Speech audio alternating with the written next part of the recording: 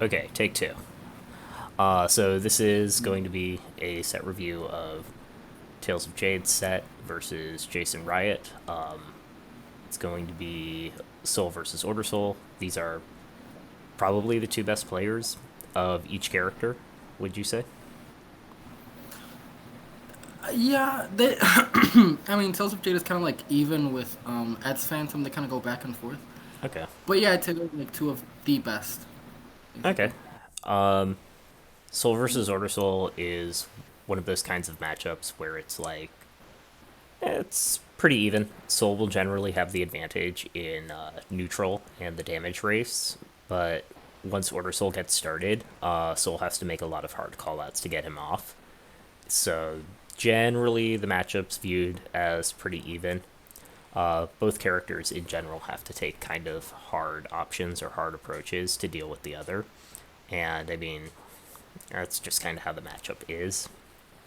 But is there Yeah. anything that you're particularly looking for going into this matchup? The main thing that I'm looking for is like, first of all, as we've already established, like Jason Riot is insane, has like insane fundamentals, right? Mm-hmm. And so you kind of have to like look for ways in which basically look for what mistakes you're making in that kind of like fundamental battle or that fundamentals battle. I don't know how else to put it, Mm-hmm. but yeah, that's basically what I'm kind of looking for specifically. And also like on offense, Jason Red has insanely good offense, and Soul in general has like really good defensive options against Order Soul. I would say it's just that they're hard callouts, but at the same time they're really good, Yeah, right? I definitely agree. It's one of those things where it's a hard call, but the reward from it is very high. On my side, I think I'm Yeah, going into this match. Soul versus Order Soul oftentimes is a game of inches, where very small things can end up determining the entire round just because of the advantage each of the characters get for executing their game plan or getting that opening. So I'm going to be looking for where both players could have maybe done something a tiny bit better or gave up something that they didn't need to give up, and where there were like very minute interactions that might have influenced the ultimate outcome.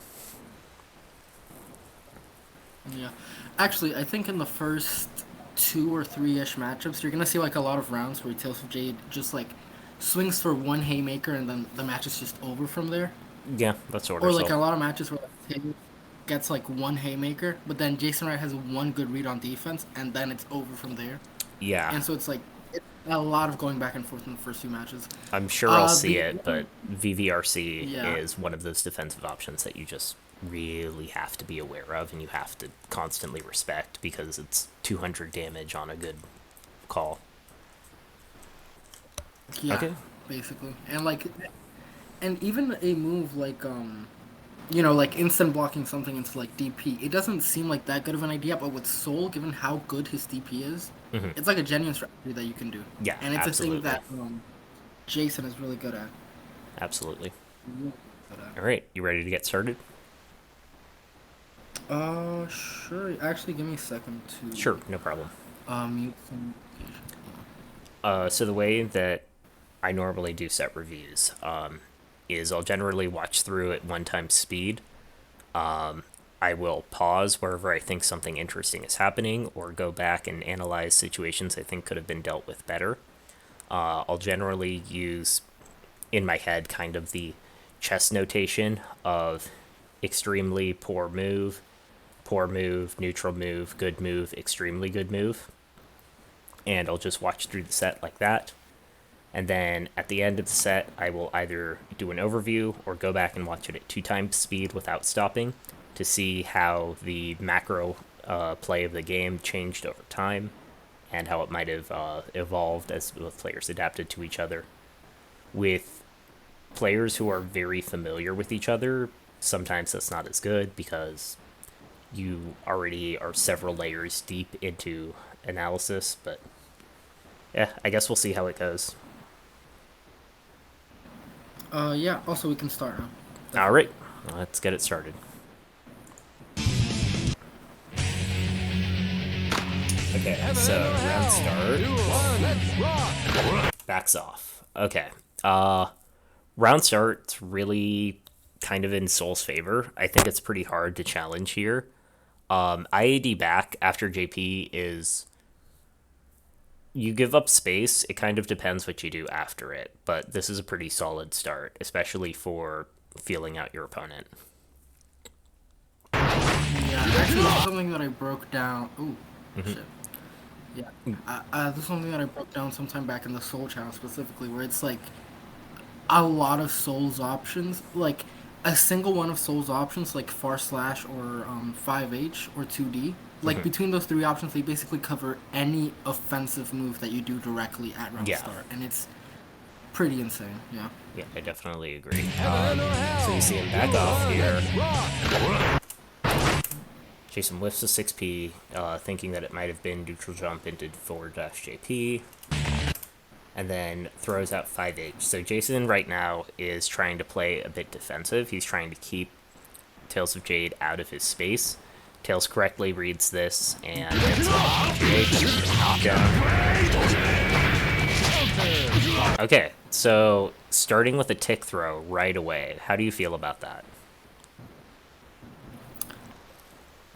I don't know. I feel like I wouldn't really go for a tick throw because one thing that I know about JasonRiot is that he's not angsty while on defense, nor is he Mm-hmm. like super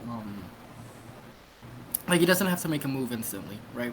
Mm-hmm. So he is really good at recognizing situations as they come and taking proper action against them, and not just like fucking throwing out a DP or like RS or whatever the hell, right?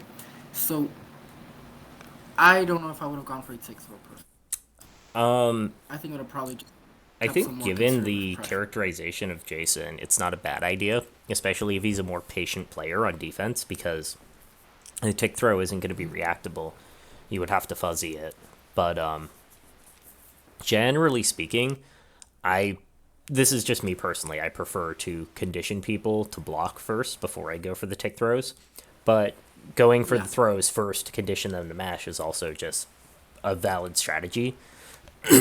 We'll just have to see if Tales of Jade adapts from this. Okay, got a revolver in the corner. Right there, Jason messes up his safe jump.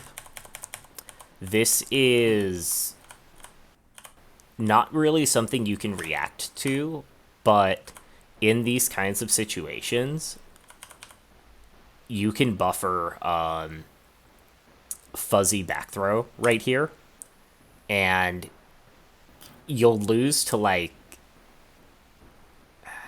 very delayed air dash.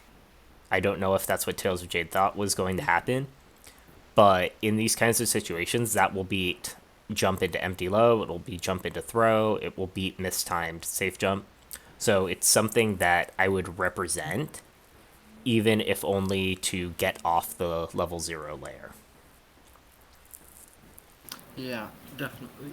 I mean, still, again, as you said, it's like an unreactable option, and it's like something you can only do if you know that they're like whiffing their safe jumps or something, or like fucking Well, with their that's the safe thing jumps. is you do it fuzzy so that if Jason had timed the safe jump correctly, when you're inputting throw, you're in block stun, so nothing's happening. Oh, gotcha. Huh. All right. Yeah, yeah, yeah. So Gotcha. like right here, he does JH. He either does JH late or just doesn't. Yeah, he doesn't start JS for a while. So he comes down, whiffs JS. If he was 1 frame or 2 frames faster and Tails was inputting throw here, he would have just fuzzied it and have blocked it. Okay, we only have 30 FPS. That's fine. Okay, 6 speed, classic pressure. I, I Okay, think that was a backdash call out. The sit speed. probably. Backdash in the corner is questionable, though. Like, that's one of those defensive options that you can do it, and it beats some things, but with Soul, where he just has a bunch of moves that are active for a while, that's a pretty questionable thing. One thing I wanted to bring up here is we see 2S here, 5H. This is going to be a special cancel. There's only really 4 things Soul can do from this, and that's Bandit Revolver, Bandit Bringer, Fafnir and Gunflame. He can Grand Viper you. I mean, that's a really hard call, but he could do it. But right here, if you just, like, forward jump FD, you are very safe from 4 out of 5 of those options, especially because right here, Soul doesn't have the 25% to Gunflame FRC. So he does Gunflame, and you can react to this. You could IAD forward over this and hit him. But when you have to watch Soul's meter the moment he presses 5H, because that's going to tell you if you can get away with disrespecting the Gunflame on reaction. Okay, next patience gets a 2D knockdown. That's unfortunate. That kind of stuff happens. Did he try to dash before it? No, he was just predicting further attack in, and then he tries. He doesn't even try to bail himself out. Yeah, so he was predicting a run-in attack and just got hit by 5k. That happens.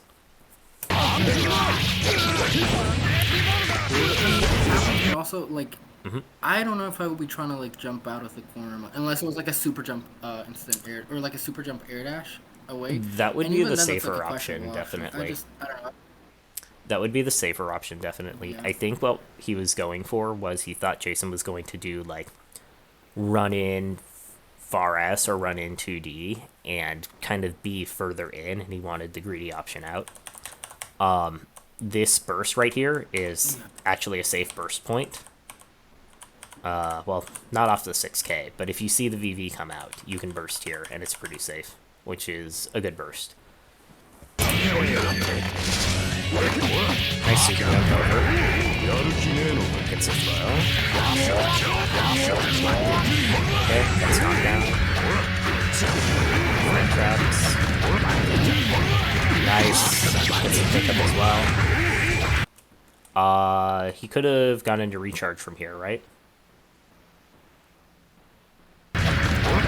Soul. Sadly. Not on Soul? Okay, unfortunate. Funnily enough, you can get it on. Yeah, you can get it on Order Soul, but not Soul. Weight difference, I guess. It's Good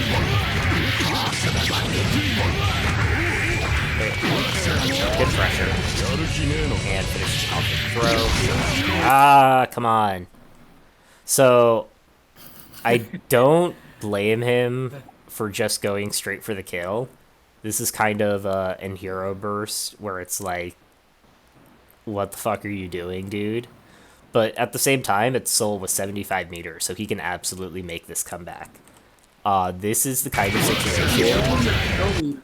You could make that. Yeah, so this is right here. I would just like spam JP or something. It will probably guts crush him better. It's burst safe. It'll still get the kill.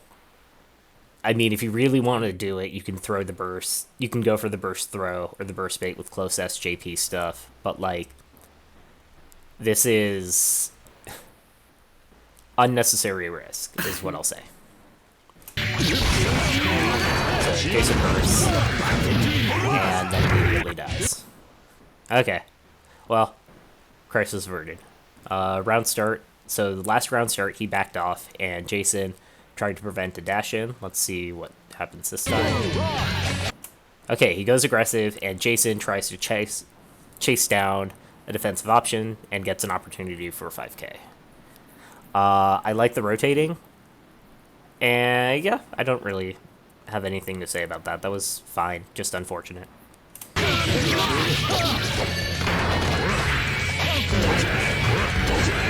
Okay, good pressure.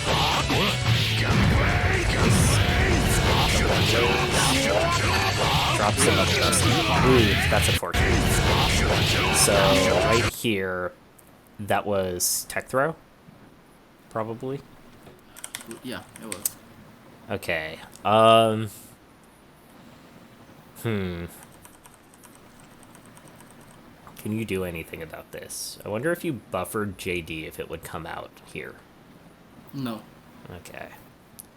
No, because he was already slightly coming down, or at the apex of the jump when the JH come out. Yeah, so unfortunate. Made the read, Didn't work out. Gets punished. Knocked down. Okay, that was a proper safe throw. Okay, that's fine.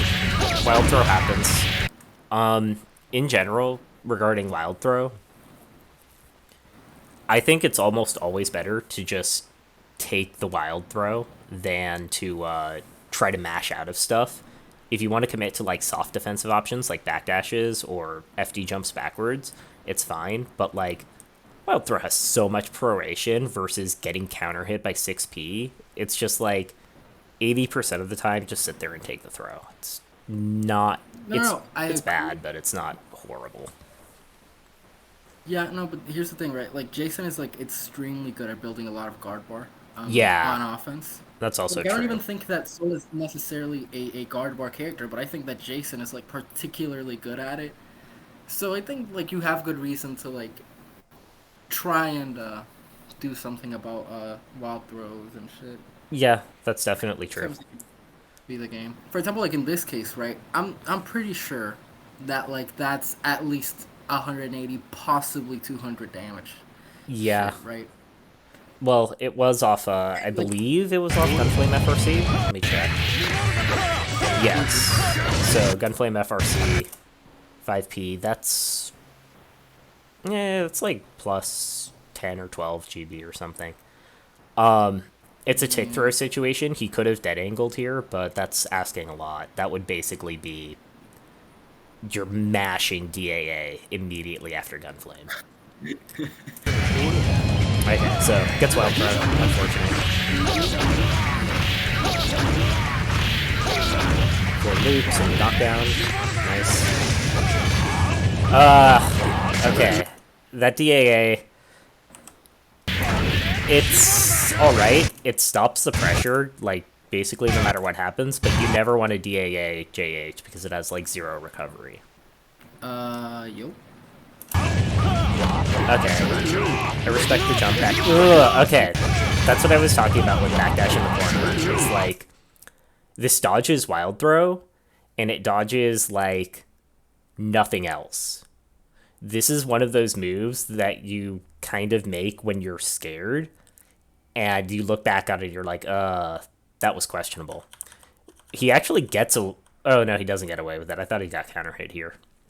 But 6p and 5h just eat backdash in the corner, and it's one of those things that it's like, it's really kind of questionable to do it. Wait, I left for a second, because my internet is Oh, ass. no But problem. Tales of Jade actually wants to join the call. Oh, Actually. sure. Yeah, yeah, yeah. Feel free to, if you have him, feel free to add him. Otherwise, Yeah, let me see if I can get him on. How do I add someone to a call? there should be an add friends to DM right in the pop-up menu.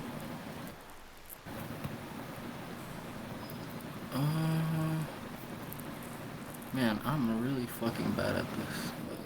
So in the pop-up menu, on the Discord call, right next to where it says streaming quality and live, there's a little pin and there's a person icon with a plus button.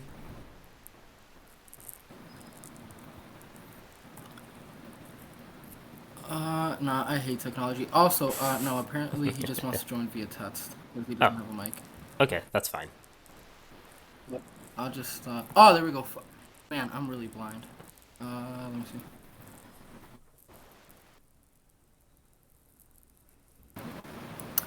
Hey, There we go. Yeah, alright.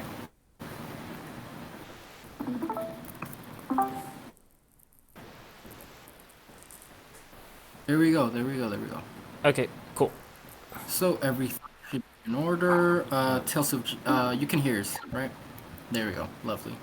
Okay, I will have both my OBS and this set up. Okay, cool. Sweet. All right, so yeah, backdash in the corner. It's one of those things that like it works out enough that it doesn't feel terrible, but it's also one of those things that can just lose you the game, and it's really just kind of questionable sometimes. It's especially in these kinds of matchups where single hits are going to murder you. I'd rather just like fuzzy jump it, but it's definitely one of those things that's I Yeah. think kind of a personal preference. I mean, I also think that, like, given a lot of Soul's primary frame traps in the corner are based off of Sid's P, and Sid's P fucking murders backdash. Yeah, Yeah, especially I because it's think late fuzzy cancel, jumping. so even if you whiff it, can you free cancel 6p off whiff? I forget. I don't think you No, I don't can. That think would so. sound No, pretty. That would be pretty strong.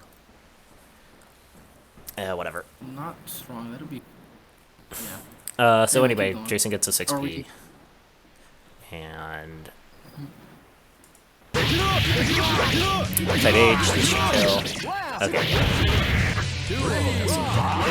Okay, 2D round start. I don't dislike that. Jason plays it safe, doesn't move. Good back dash. Nice fighting.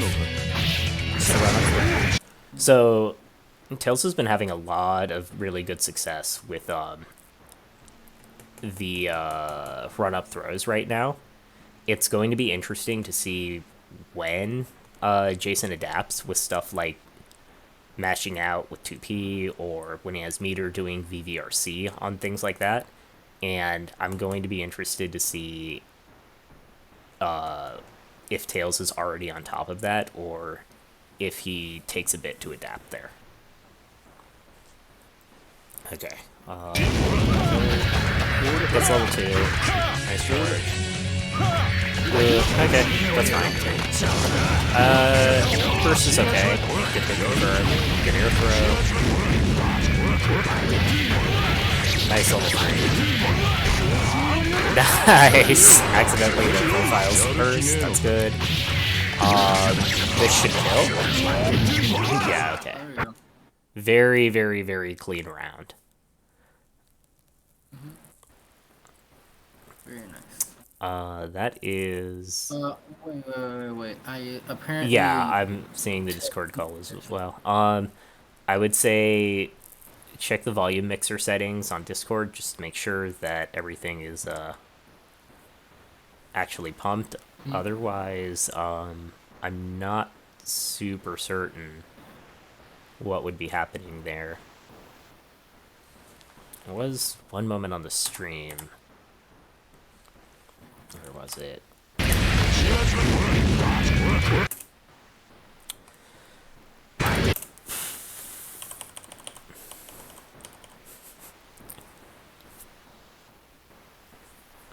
What exactly were we looking for? This right here, Far S BRP level 3. This is like it's one of those things where it's just a generically good option, but because it's so generically good, everyone and their mom is always looking for this. It's very similar to Yeah. there's another very bad habit that every Order Soul player has, which is backdash into Rocket level 2.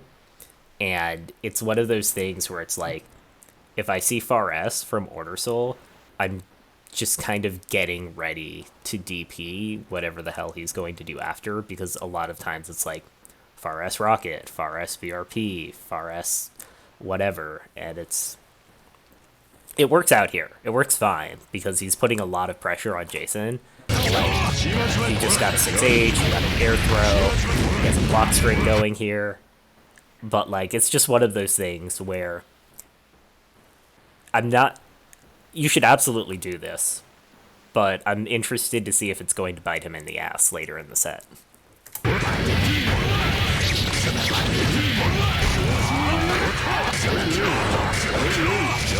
But it takes the game. Alright, game 2. Wonder if we can do anything So I think in about the this Discord first thing. match, Or go ahead. is it not better? Apparently not. Uh, yeah. So like in that first match, I think that one of the big things that we can see is that I mean, man, Taylor J just really put the pressure on Jason, right? And he does a lot of good things. The question is Jason Riot later on in the set gonna adapt to them properly, and how is he going to beat them, right?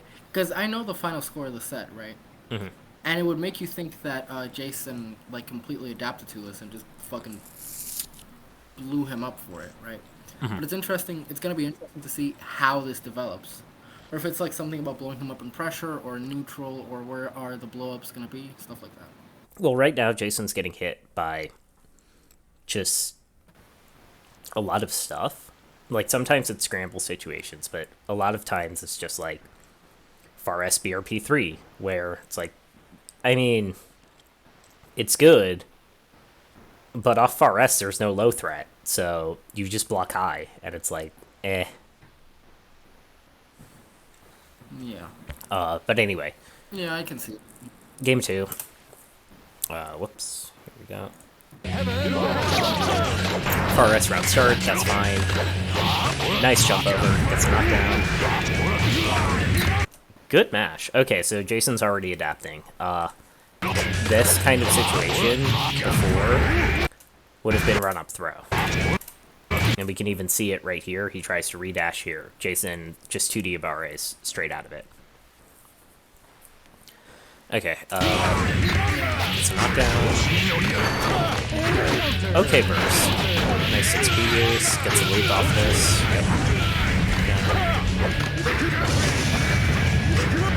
Good defense. Ooh, right there. This is hard to react to. This 5H whiff right here, this is very hard to react to. But this is your go sign. 5H whiff is absolutely horrendous on recovery, and Soul just can't do anything there. You absolutely, like, right here, you can see he reacts to it, and he tries to get the dash going, but he's like, how many frames here? So you'd realize it right around here, 2, 4, 6, 8, 10, 12, 14, 16, 18, 20, 22. So that's a lot of pressure that he's under, but like, that kind of thing, it's absolutely your turn now. You definitely take this opportunity. And he gets it. Nice 2D. Oh, hey. Did he backdash before it? Yep, there it is. Backdash RI. Backdash RI is, like I said, every single Order Soul will always do this. And it's kind of a huge problem in this matchup because 6P will eat RI. The other thing that every Order Soul will do is, I already saw it, but that you do RI blocked, backdash to bait a whiff, and then go back in. And you can see right here, it does exactly that, and Jason just waits it out in 2Ds. But those two are kind of really bad habits that it's one of those things every single, all the players will do, but you really, really have to watch yourself to not do it. Because you can just get blown up for it really badly. Yeah. Yeah, just generally, I think that you should reserve Rocket as more of a either like some kind of preemptive call out to like someone swinging a big button from kind of mid range ish, Mm-hmm. or like as a genuine whiff punish. Like I saw that whiff, or I know the whiff is coming, and punish that. That's Because also a otherwise, really strong option, yeah. Especially in this matchup where Rocket yeah, can lead to you eating shit a lot. Like, Soul, 2D, Gunflame, 6P, 5H is all going to stuff Rocket. I think it's alright as just a force your way in neutral tool. You can definitely use it like that. But I think you want to kind of vary your usage on it. It's kind of like what's up? you can use it. I was gonna say that you can use it here and there, but as soon as it gets called out, you're just like, okay, yeah, I'm gonna stop because otherwise you're just gonna fucking die to 2 hits, right? It's like one knockdown, one hits P, and it's done. I don't think So you should completely write it off, but I definitely think if you get called out for it, you need to start respecting your opponent's ability to call it out a lot more. Okay, well, I don't. Gunflame, funny Gunflame interaction, gets a tech.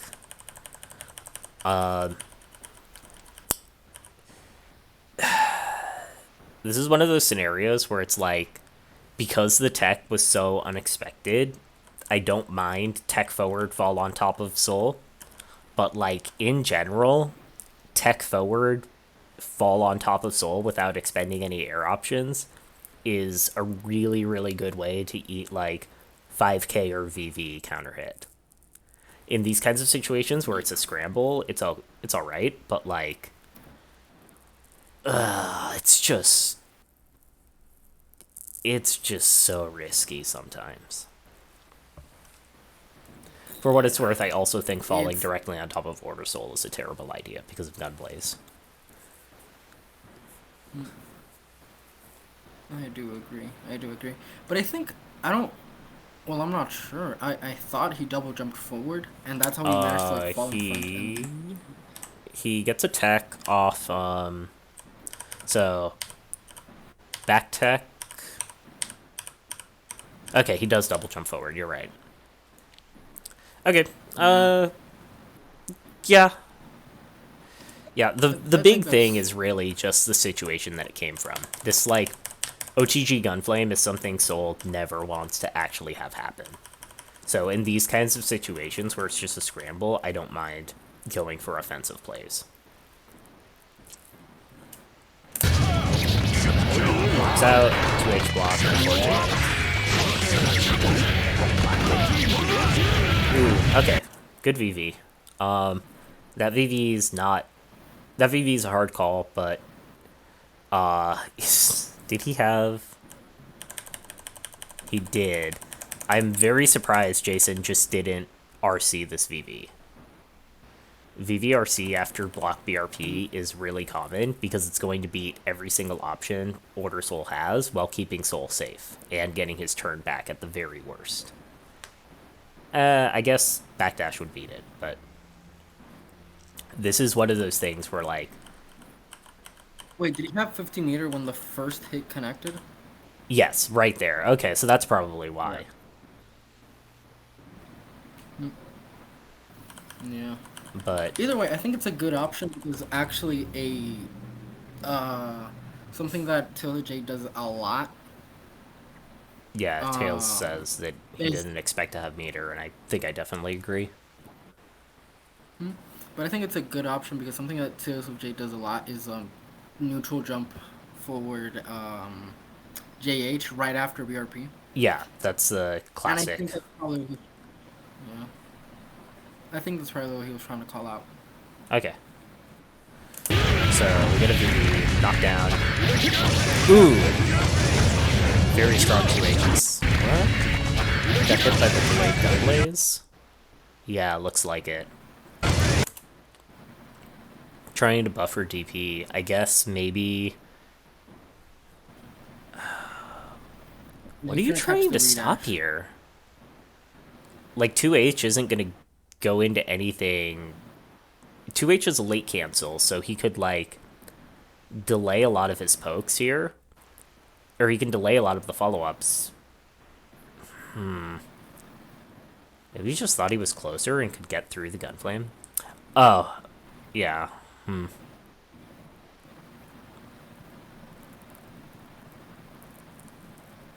Oh, Gunflame FRC Wild Throw. Yeah, okay, that's fair. That's completely fair.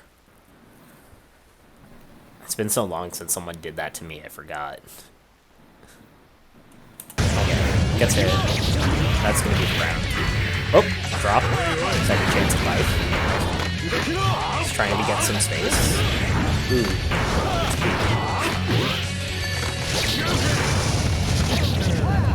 Yeah.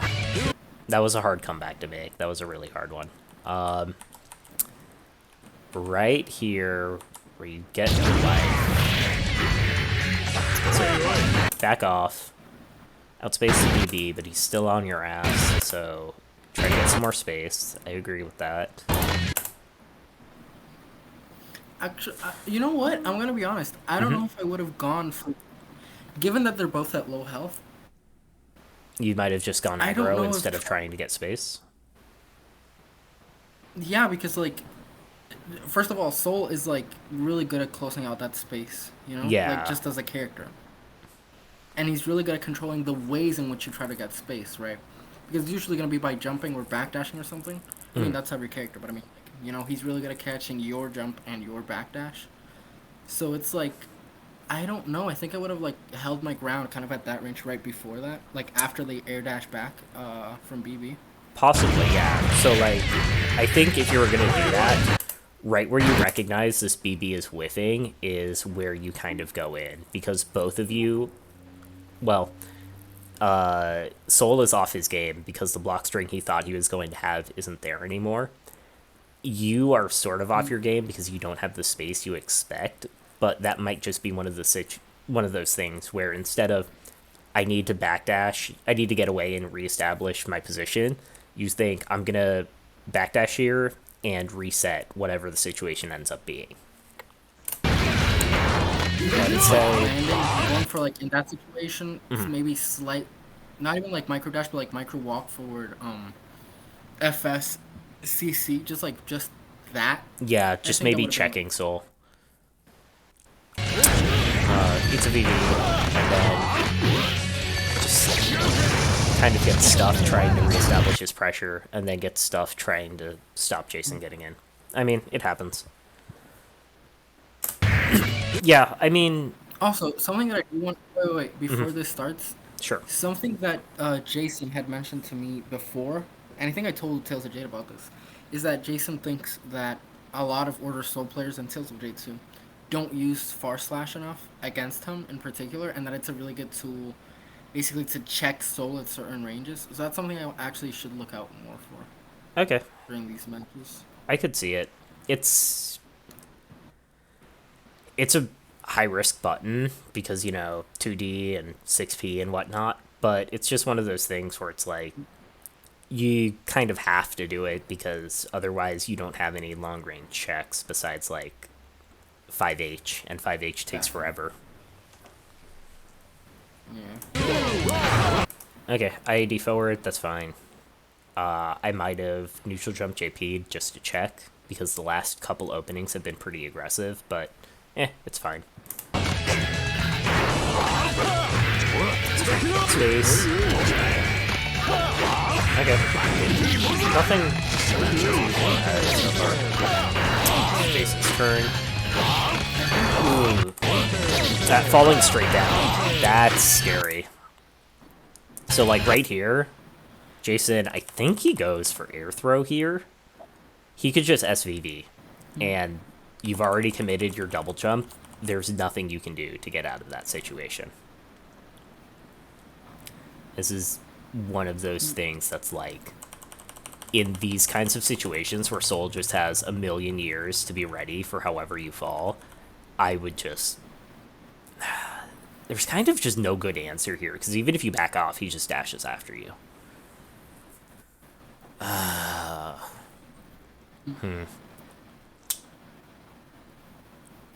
Yeah, I guess just try to vary up the tech timing. Bail out if you think you can.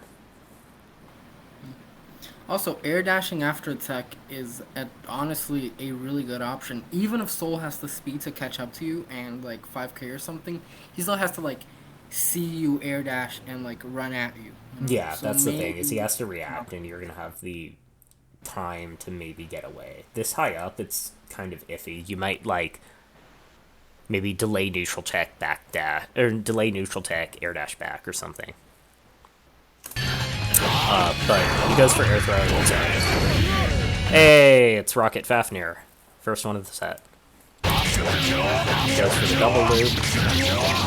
Gets most of it. Nice air throw. Good shoot. Oh, okay, good burst to avoid stun. 5H is alright. Nice whip punish. Good catch. Level 2. That was... So he's just trying to keep the spacing here. Yeah, I'm trying to figure out what this was. This is... IB on 5H is good, but then you backdash, so it's like...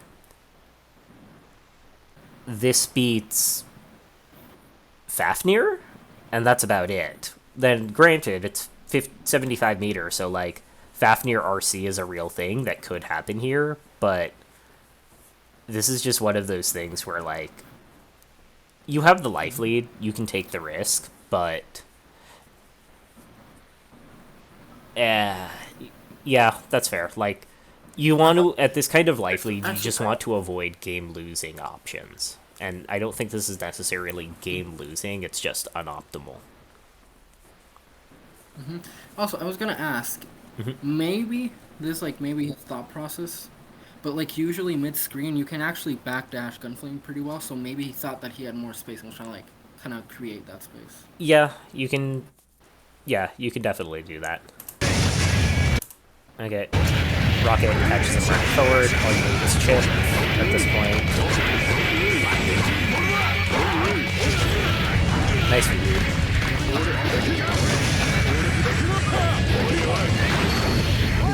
Nice Fafnir with punish. That was really solid. The big story of that round is basically this Fafnir right here gets Jade a huge life lead, and then from that point, you just kind of play not to lose. Like, especially after this air throw, Jason has more or less no resources, and you just have such a huge life lead that you can afford to just play super safe. You don't have to take risks. You can just wait for Soul to commit to something really risky because he has to take those risks to get by at this point. And that was just really good decision making. That's another thing that I think is huge about they have to recognize within the Soul matchup, and it's that Soul has to take risks. You know, like even if his neutral tools are like relatively better than yours, he still has to take risks to approach you and to attack and all these things. Yeah, absolutely. That's like stop this. Yeah. I actually checked the category before I started streaming. You were right, this is not EFC. I might have had EFC actually tagged at some point, though. Okay. So... Ooh, 60 trade. Unfortunate. Hey, there we go. So this is what I mean by, like, teching on top of Soul is just really sketchy. So, you use up the double jump option. Soul's already landed. He has all the time in the world to just wait for you. And he just SVVs you and gets a knockdown. That's one of those situations where I would definitely just, like... It's really hard in the moment, because, you know, when you're making that tech decision, Soul's like... Where would he be as you're making that? So you think you're getting hit, so you're, like, mashing to get out of the combo here. So you tech up, and you can see, like, Soul whiff under you, but in this kind of situation, it's really hard to make that decision, because you're like, okay... He's going to land. I know he's going to land. What the hell am I going to do about it? And you have maybe 6 seconds to make a choice. But this is definitely one of those things where, like, in these kinds of scramble situations where Soul's going to land before you, I just wouldn't take the offensive choice here. Kind of 60. Unfortunate. Probably just trying to get out of a wild throw setup. He'd been tick thrown 3 times from 2P at this point, so it's understandable. 4 hits, knockdown, very ooh, yeah, that happens. Hold the burst. No reason. Okay. It's the last round. Come on. It's... what's the fucking... Oh yeah, it is the last round. Okay, that's fine. I was going to call it out as a Cali burst, but no, yeah, it's the last round. That's fine. If you're gonna burst that kind of situation, though, like, this could be a bait, so I wouldn't burst the first one. I would burst the second one, though. No. If he's not going for empties, you burst the second. No, JD is not a bait, right? If you had done IAD JD, that would be a bait. Yeah, but what I'm saying is you don't have time to react to the first one. You can't see what he's doing before you make the call to burst. But, like, if he shows you he's just going to do JD, then it's either an ultra hard read if he does JD Sidewinder, empty Sidewinder, or he's going to just do JD Sidewinders the whole way through, and you can burst the second. But either way, it's maybe 40 extra damage. It doesn't particularly matter. Okay, so low health situations versus soul. This is where you just kind of have to go nuts because you have to take a bunch of high risk, high reward options to actually get things. Like this jump here, this is great. This is the kind of stuff that you have to do. You just have to make hard callouts in neutral that will get you a lot of reward here. So you can land into like double BHB loops here and get a knockdown into charge. Or I'm like 99% 2 sure HRC. that height you can do JH Fafner. I'm like 99%. Probably. I would have definitely... I don't know if the height was weird or maybe a button got eaten, but this is one of those things where, like, oh, you know what? He probably didn't expect the JH to actually hit. It was probably just to start the turn. But, like, here, you absolutely need this meter to make the comeback. I would not 2H RC here, especially at this kind of life. That would be like a closing move. This is a kind of situation where you need to get started into something to build up charge because you have an 80% life deficit you have to overcome.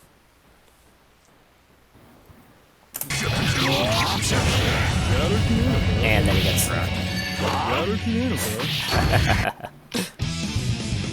Okay, so that round, you know, kind of a lost cause. I thought Jade was gonna say something because he was like typing, unless he's not. Let me see. Jade, do you want to say something or?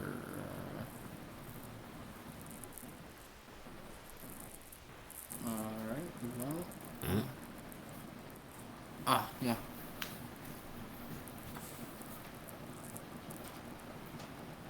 I thought JS 5K was too high. Okay, yeah, I can understand that. I mean, even if it is too high, though, that's one of those things where, like, maybe JS blocked 5K BHB ACFRC,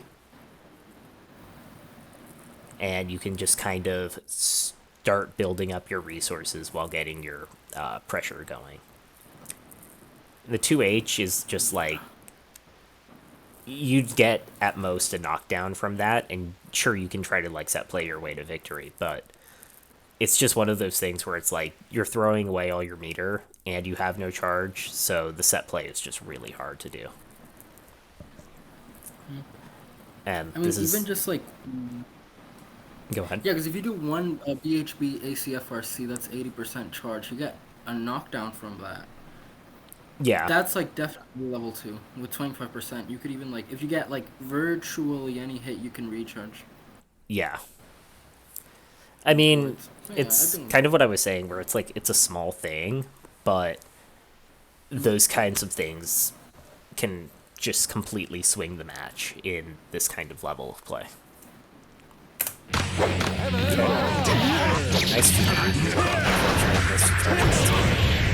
Nice TP. Hey, that's why I say don't fall on Order Soul.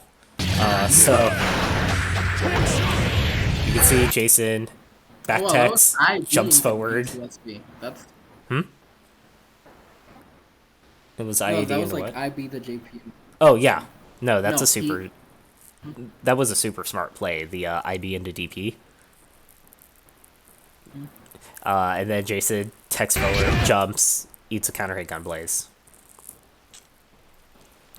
Yeah, normally, so Jade says IB into DP is normally what you want to do, but it's really hard.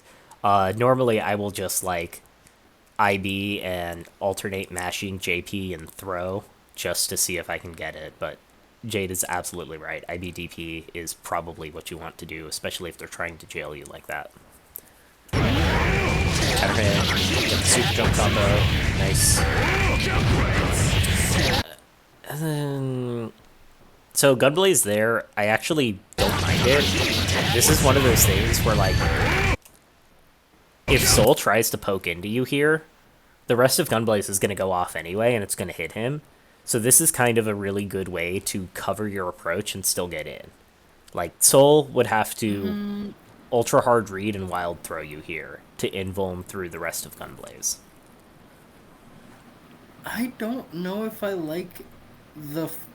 I don't know if I like fall into immediate gumblies, right? Because you do get your turn, right? Yeah.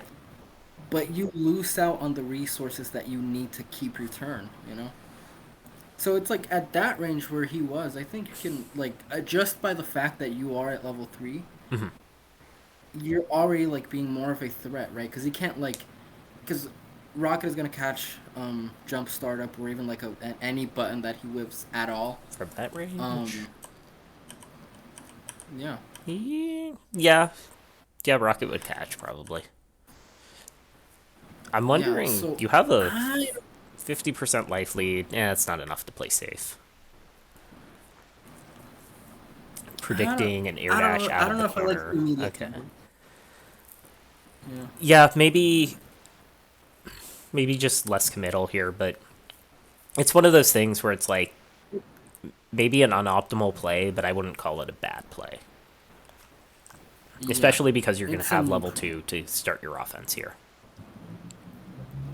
Yeah, Rocket wouldn't Yeah. catch air dash. From that distance, if you did it immediately, maybe not. Yeah, Soul doesn't have legs, so it might have actually whiffed.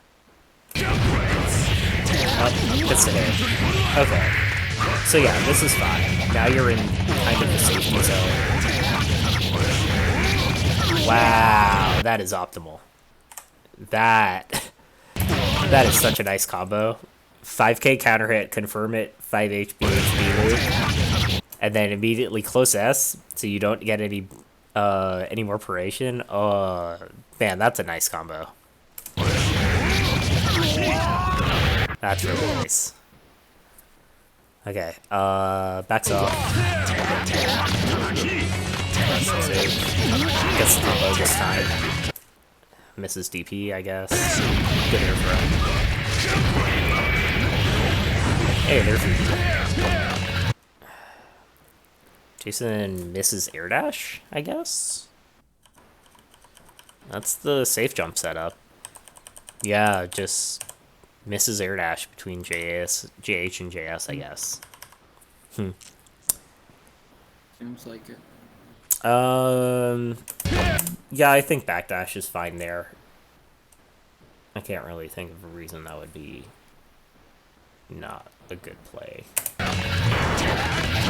Trying to just get space. Hoping it's a knockdown.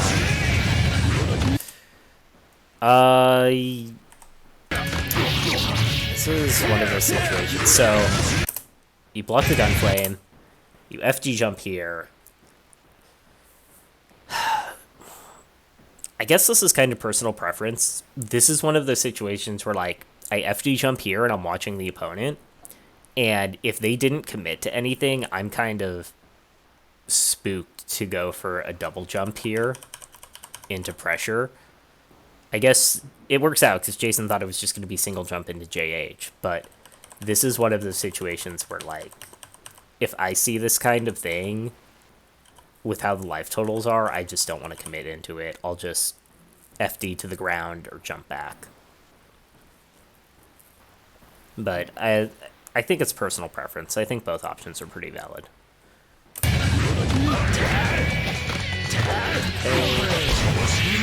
How the hell? Hold on.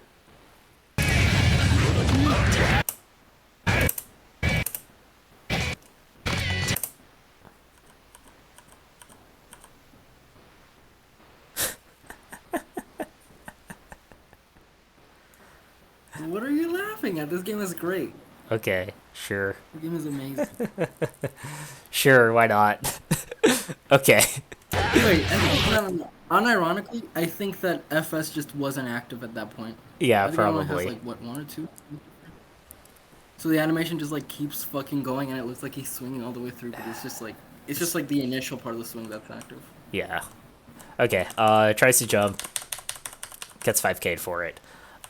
Raw jumping at Soul is just one of those things where it's like a necessary evil. It's a scramble situation. You both just whiffed buttons. You can do it. It's just this panic button is so good. Good burst though. Okay, next 5 inch to stop. What's up? Yeah, one thing that I was gonna mention earlier is that you might want to start jumping in with JP a lot more, cause JH is better as or I'd say that it's usually better as an approach button. But like against Soul, given that like his fucking anti-airs are like so quick, you'd want to be able to hit him as quickly as possible. You know, so I don't know. I'd wager going for more JPs in those situations. Counter hit 5k Even during is like, against JP. Whew. Is that's yeah, yeah, 3 and 5 frames, so he could definitely interrupt it. That's yeah, jumping against Soul is just one of those things where it's like it's an inherent risk, but Order Soul kind of has to jump. I guess. oh, wait, holy shit. Okay, so apparently that 5K was against JP. Well, Oh that one in Jesus. particular, I think, was. Let's check. That was a while back. Okay, that one was JH, but in general, yeah. Apparently, in general, most of them are JP against, so. Yeah, just kind of how the matchup is. It's one of those matchups where you either have to stop jumping a lot or you have to accept that the jumps are going to carry risk. And you just have to be careful with them. But regardless, you had burst. You bailed you out. That's fine. Ooh, 2D gets tagged. Dark bar. So right here, this IAD sequence,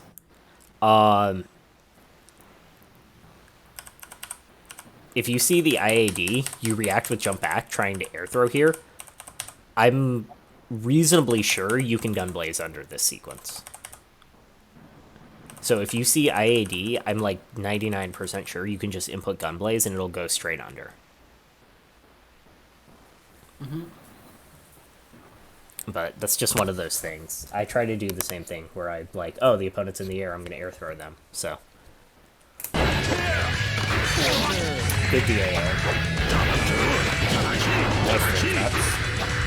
Really good pressure. Big fishing. Oh, nice. Nice. So, right here, while the opponent's guard bar is flashing, this is where I normally start looking for like a 2H, but that's kind of predictable.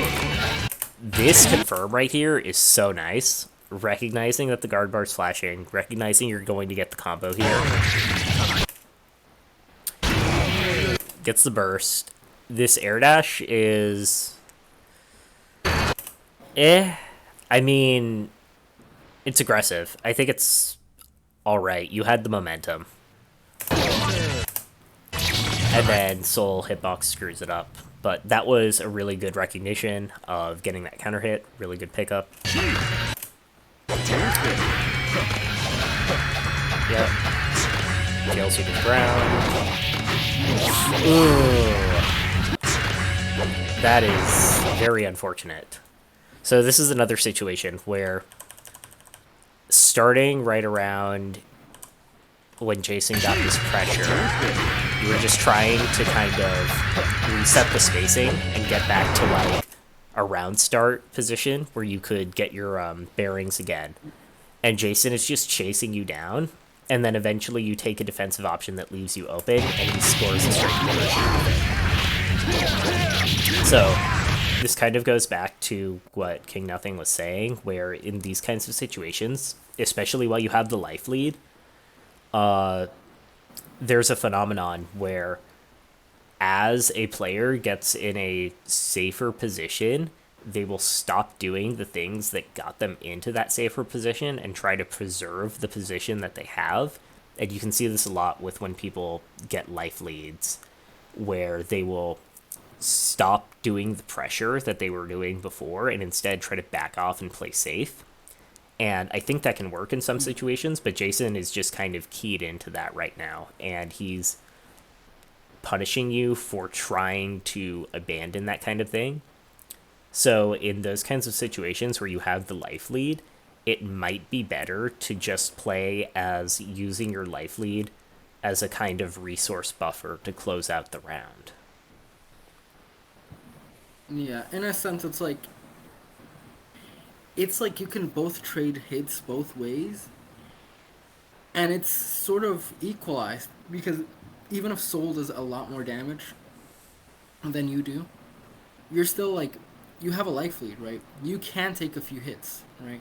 And even then, when you're closer to him, you're kind of both in your comfortable spaces at the same time. Well, if you're trying to run away and he's closing in on you, you're in an uncomfortable position and he's more comfortable than you are, you know? So it's kind of, you kind of have to like strike that balance uh, when you're in these kinds of scrambles.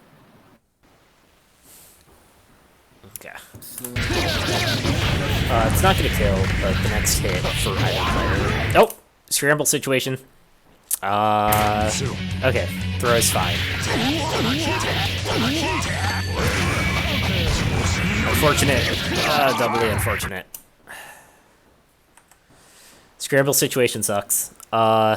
You could have, quote unquote, gotten a better punish than throw. I wouldn't have gone for it. I would have just thrown just as well. wait, was Soul standing? Or was no, he's VV crouching, so recovery he's is prone. crouching. Yeah. I don't know if there's a. Oh, wait, he has 50 meter. Yeah, he does have a better punish. What can you do here? I wonder if you can win the round from here.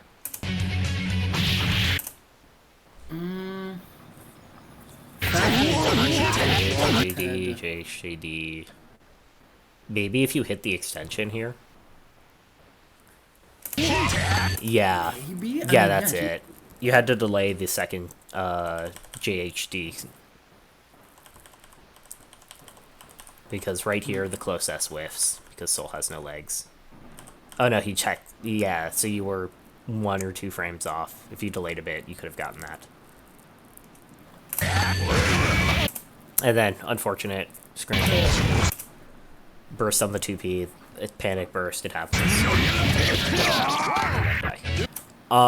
In this situation, just the next time, I generally like to spend DAA. Oh, never mind, you got hit. I thought you blocked for some reason. My bad.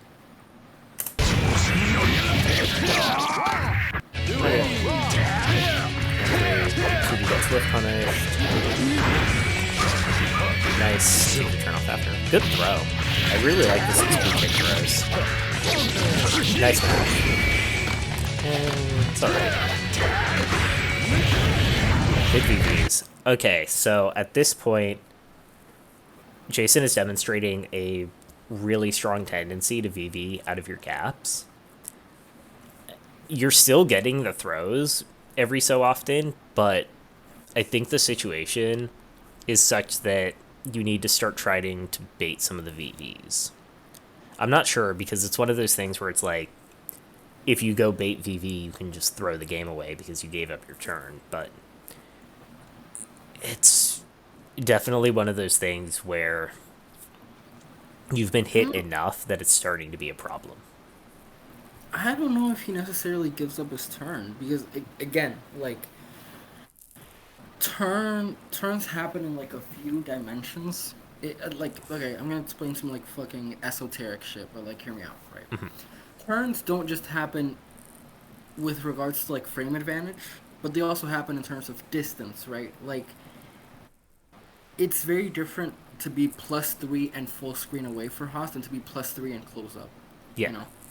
So like even if you bait the VV by like not continuing to pressure, you're still at a range where you can be like, okay, he didn't VV. Let's see what I can do. You can still like work your way around the situation, and you're still at an advantage because you're in your space, you know.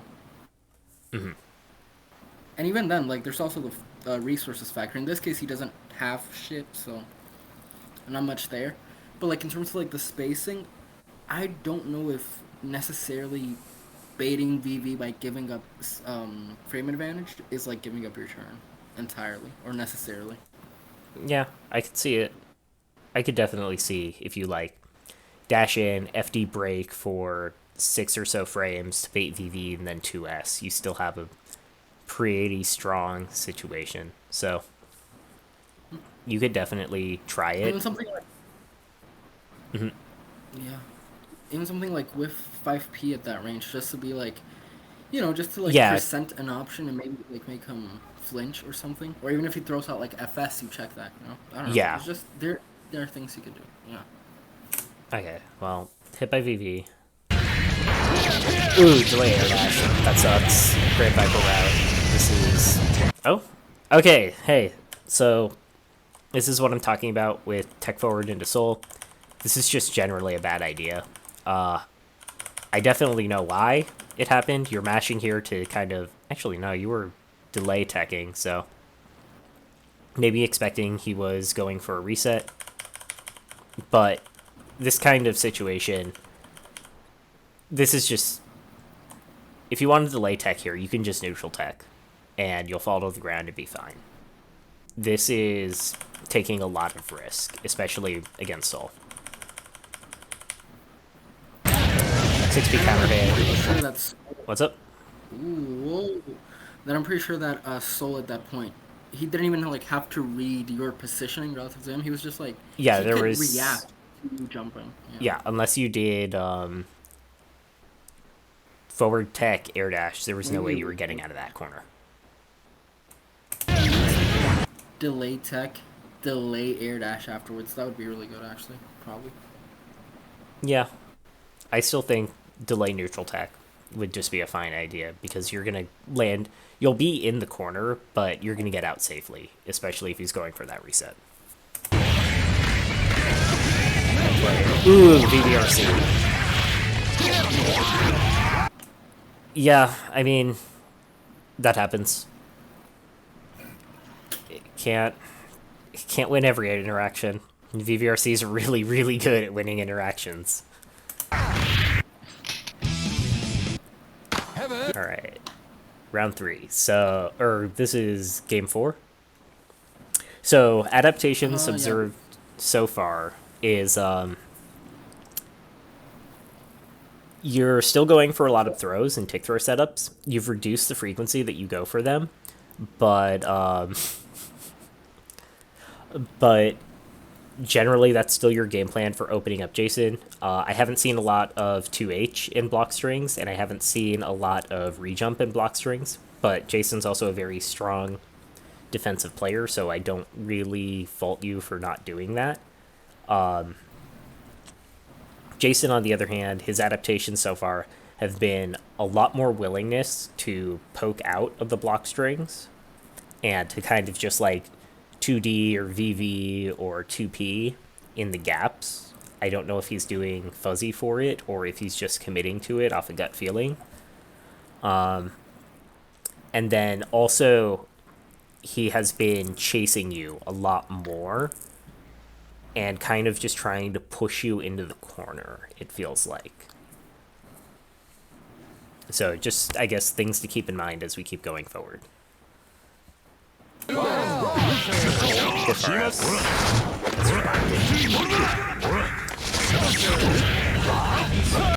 Right here. Okay. Oh, okay, that was run-up throw. That's why. Well, works out. Also, another thing I might want to mention is please, Jade, fucking OS your throws. I don't know if you are OSing them or not, but please do. 5H is an enormous commitment compared to like CS or even like FS if you miss completely. I think if you're not going to OS the throw with a different button, you can also OS the throw with just like input throw, input charge cancel. And if you get the throw, nothing happens. And if you don't get the throw, you either get the hit or you're plus whatever. Okay, so yeah, close SOS throw might be a bit rough, but then I would definitely do the charge cancel OS just to be safe. Because if you just raw dog 5H and it's blocked, bad things happen. But it was good. You got the cancel to rocket. Good throw. This kind of spacing, especially, this is something Jade's very good at, but this is something that I've talked to a couple Order Souls about. When you get these kinds of situations, just standing under the round timer, the opponent has a pretty hard time actually doing anything about it from the corner. If you just stand right here, a lot of common approach options are either going to fall short, or if they double jump, they're going to go over you. And this is like one of those magic spacings where you can just kind of sit at and react to whatever your opponent's doing. I mean, to be fair, that works with a lot of characters, but I don't know how well it works with Order Soul because, you know, anti-airs just don't exist aside from air throw. And, if in order to air throw, you have to jump, and you're jumping on at soul, and shit gets murky. I think it's pretty okay because if you need to anti-air, you can dash under. That's true. I mean, yeah, I'm just asset run under CS, so yeah. Yeah, walk under throw, definitely a really smart choice. Off the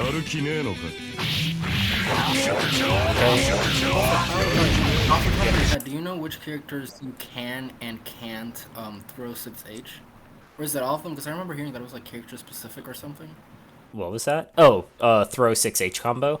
It's distance specific, if I remember right. I don't think anyone comes off the wall. There might be someone who just sticks on the wall weird, but I think it's all just distance.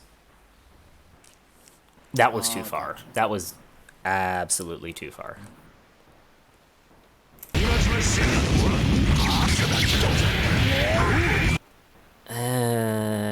Right here. Gunblaze level 2. So, Gunblaze level 2, I think, is a more damaging starter here. Yeah, no, Yes, panicked. but Oh, Fafnir level 2. Yeah, that's a way better idea. yeah, level 2 Fafnir, my favorite move. But you know what would have been even better? Mm-hmm. If you did that, and then do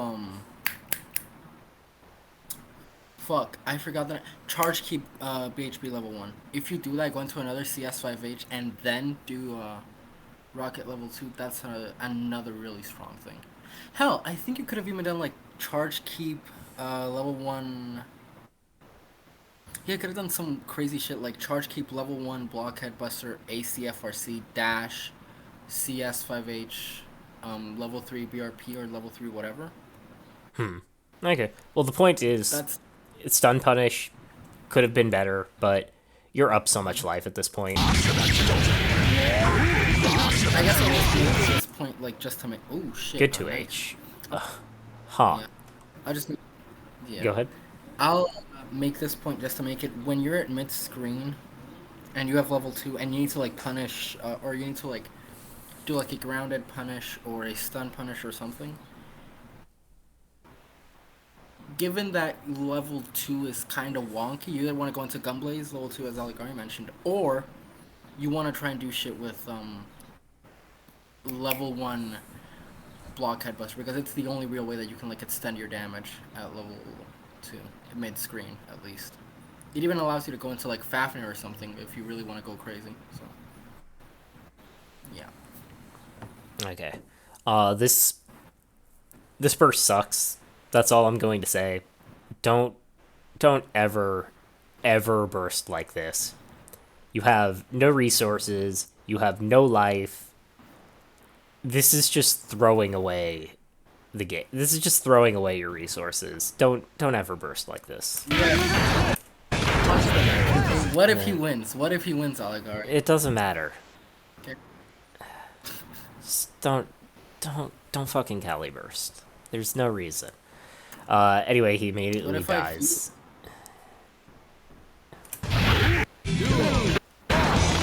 Okay, back off. I like that adaptation. Now it's back off and then catch the back off and then catch the incoming aggression. This is nice. This is what I would do if I was just being chased down by someone like this, is bait them in, let them try to execute their normal game, and then just throw out a button in their path. The OTG's alright. Nice. Good defense. That's unfortunate that 5-8's there. DP read is really hard there. Maybe expecting a throw. Yeah, expecting run-up pressure. I mean, you gotta show that you're willing to do it. I can't really fault you for it.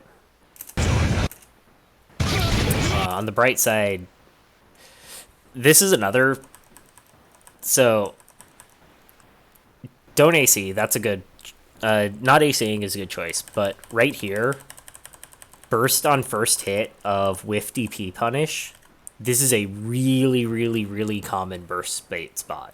If people know burst habits, the 3 places that are the most common to burst are second hit of a string that starts high damage, a punish on a really obvious mistake, like they blocked 5D or they blocked DP and they were getting punished. Wait.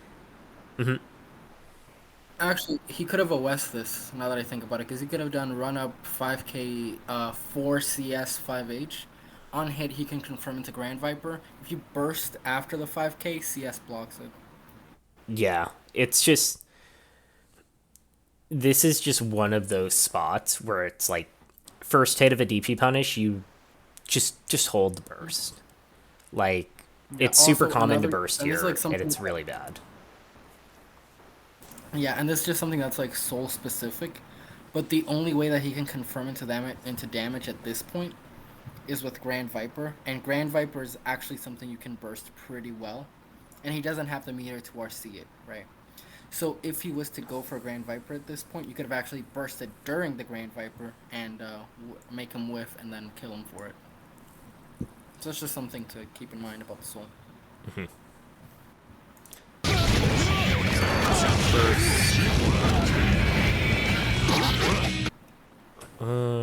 Yeah, that's all fine so far. Apparently the volume is loud compared to our voice, so I'm going to lower it real quick. Should have done that from the start, sorry. Okay, to JP anti-air. Confirms into loops. He's going to get... Okay, just takes the knockdown.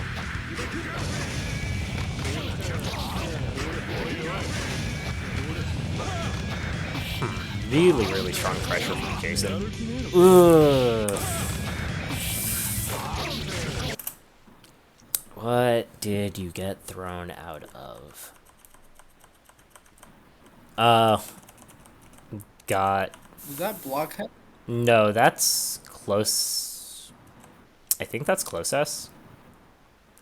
Point is... Oh, far S. Okay, yeah, that would do it. Yeah, proximity normals. Shit happens. Anyway, that was really strong pressure from Jason. This sequence especially, it looks like there's a lot of gaps, but really mashing in here is just a really good way to die, especially when he has 100 meter like this. This is just very strong. Really good 2P Abare to get out, and then you get your chance to get thrown. That'll convert. This won't kill you. Oh, drop. Jason, uncharacteristic drops today.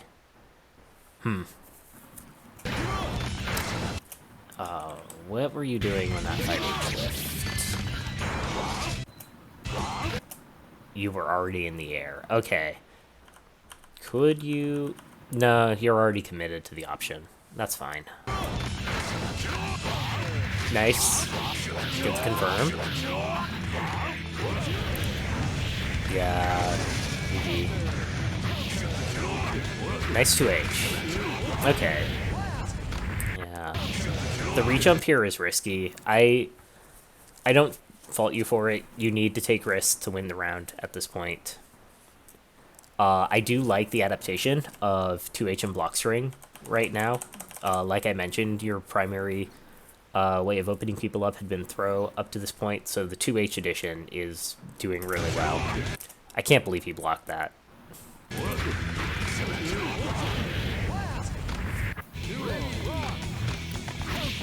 Ooh, kind of hits its speed. Nice, jump over 6P. Good combo. Nice, really good tech trap. Can you recharge from this, King? Yes. Okay. Yes, you can. And you should. Matter of fact, you can even finish with SV3 and get a level 3 DP and like get a safe jump off of this with level 2. Okay. Well, there's definitely a better combo here then. So, this combo, for what it's worth, I think this is fine, but as King says, there's a better option. Yeah. I think he probably missed the FRC and just like reacted and just went for the sensation ender. That was probably it. Yeah. That's something that even happens to me. So, yeah. So, dash up. Okay. Nice 2H. Hey, jump in works this time. That was a VV bait, if I've ever seen one. That is one of those... That was what I was talking about with... It's kind of risky. You have to do it, but it's kind of risky because you get in here and you sit there and you bait VV and you're like, okay, well, it didn't happen. So now I'm going to press my button and then you get hit. Can we do 5P safe, Oki? At that, I mean, it won't be like throw safe, but it will be. You can do DP safe 5P at that point, right? 1, 2. I don't think so. I think you actually just don't have the frame advantage to do that. Oh, you might be able to.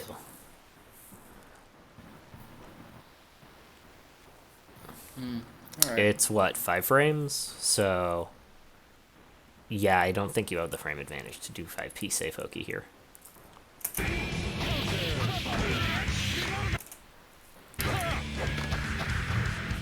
I mean, the good news is you're up a lot of life. Like, from that situation, even if Soul wild throws you here, let's assume the absolute worst option, you're still up in life. You have level 2. He has not a lot of resources. He'd have 50% meter at a burst. You're still in a pretty good situation. So I definitely agree with the VV bait here.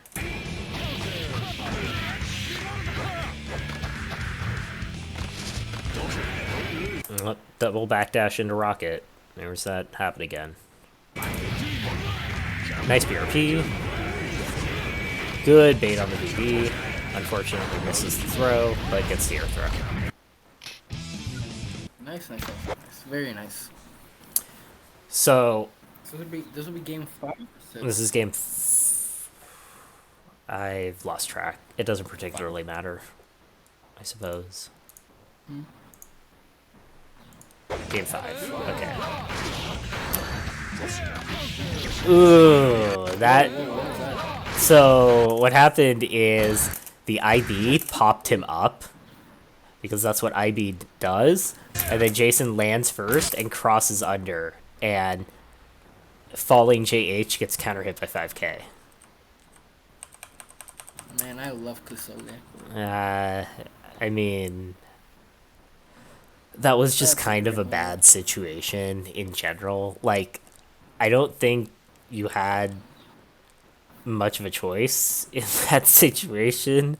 It's just one of those things of like, oh, I just got jailed into a JP block string. Whoops. Should I not have teched backwards? Was that the mistake? It's like, yeah, it just happens. It's one of those things. Good burst. Well, burst on 2H is one of those things that's like, if they're not going to bait it, it's fantastic. But once they bait it, it's really bad. But you've been getting away with it all set. I wouldn't stop. I really like the 5H to stop soul approach. It covers a lot of options. It's kind of committal, but like to actually call it out and stop it, soul either needs to FD break you and then whiff punish, at which point you just like snap back across the screen so he's not getting anything, or he has to like 5H counter hit you from downtown into VV, which is a huge commitment. Can you finish this? Because I don't know if I like the spacing for that 5H. Sure. Yeah. Wonder if he just tucked his legs. Nope. 2 frames active. There's the 2 frames. So, right call. Man. Right call, wrong wrong timing. Yeah, exactly. Just guiltier things, really.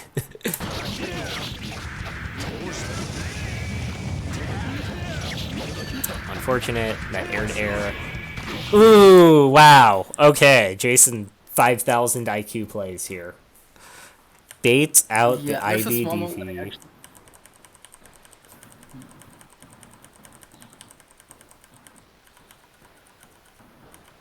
Wow. That's really smart. Okay, so for any soul players watching, optimal punish here, if you see an AC, is 2H, but you can just 5k and it'll catch everything.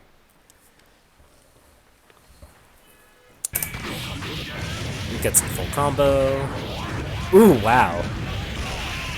Really good combo route. Chases down. If Jason finished that combo, you would just fucking die at IRL. No, but there's a small moment right before he does the IBDP thing that I want to go back to. Sure. Yeah, move back a little bit more.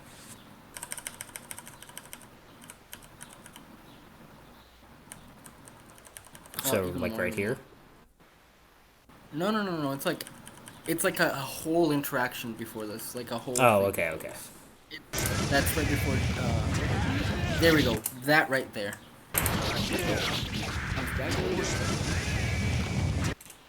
That backdash right there. I don't like it. At that range where you were at before backdashing, go back to it. That's right here. Yeah, backdash into the corner. Yeah. This is one of those things where it's like, post Gunflame, I've seen the backdash a lot. And it just... It's scary because, you know, Gunflame FRC, and Jason will do it a lot. But it's just one of those things where it's like, backdash into the corner is kind of never something you want to do. If you want to commit to the backdash here... Let's look at go ahead. Like, let's look at the options, right? Let's say that Jason FRCs this, and you do backdash after the Gunflame. Let's say that Jason fails, and it's not a true combo between the Gunflame FRC and or a true box between the Gunflame FRC and his free pressure, right? Even then, you still backdashed. You still gave up a lot of space, right? And now Jason is still going to pressure you because he still has a huge frame advantage, but you're in the corner now, right? The other big thing is you're killing your tension pulse, and when you're down on life, you really need that to make your comeback. I think if you're gonna go for backdash here, you blocked 2H here. Maybe. Hold on, I need to check Soul's Gatling chart real quick. Need to make sure of what 2H actually Gatlings into. From memory, I would say nothing, but I don't know. I think it goes into 2P. Or, not 2P, 6P. No. No, there's no way that goes into 6P. If it did, that would be fucking game-breaking. Holy shit. Let me check. No, it doesn't. I just tested it. No, it doesn't. Okay, cool. Jesus. Then, in that kind of situation, if you want to backdash here, I would backdash after the 6P. Or after the, 2H, because it's like, at that point, the things that you can get hit by,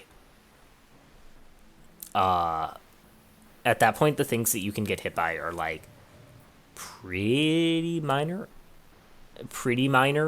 if I remember right. It's gonna be an air hit, so like maybe they could convert it with an IADJP into something, but like, if you commit to backdash there, I don't actually even know if you get out of the gun blaze.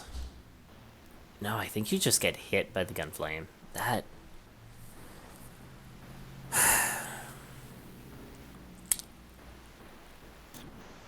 yeah.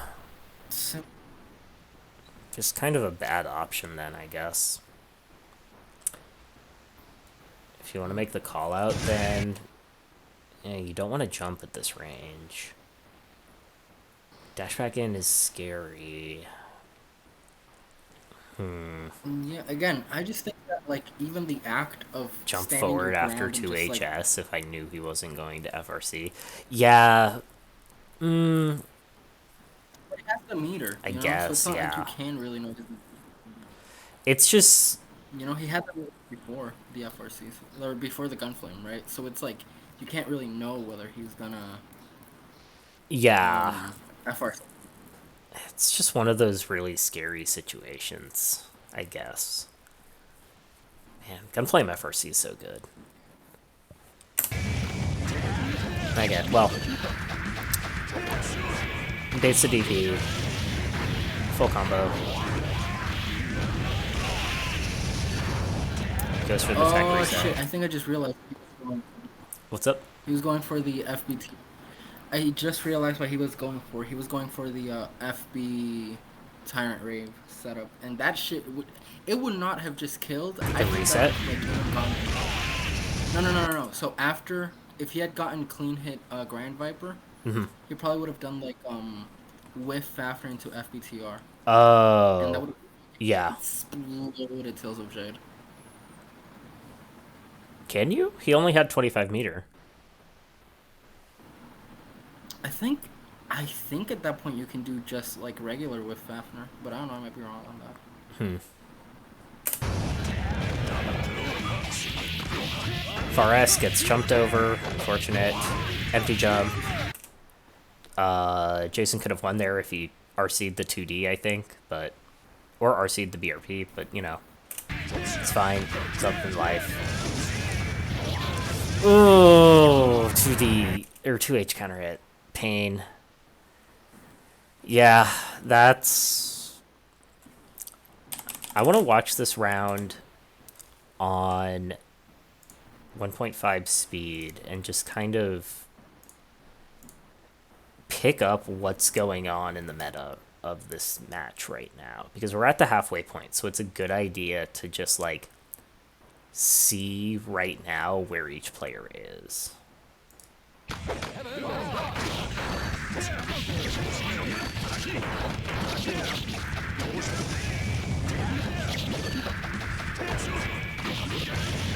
Okay.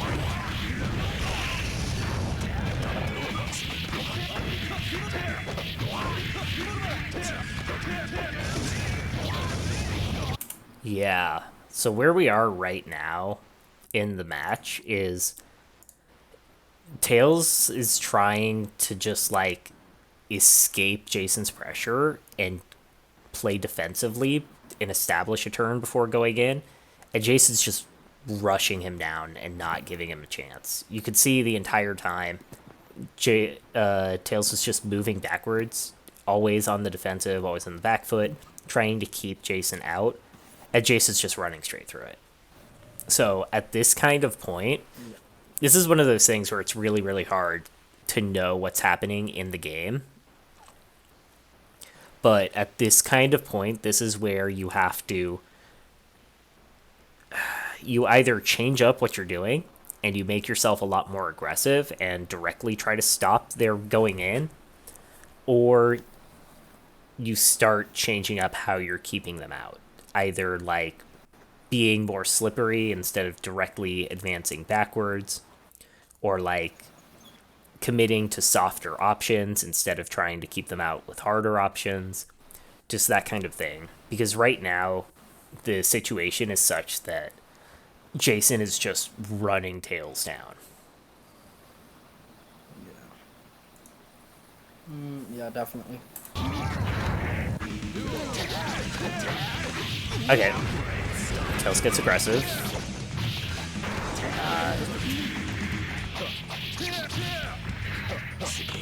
Yeah, now you're trying to get out of a lot of stuff, afraid to go in. Ooh, wow, soul things. I still don't like that tech forward, even if you didn't die for it,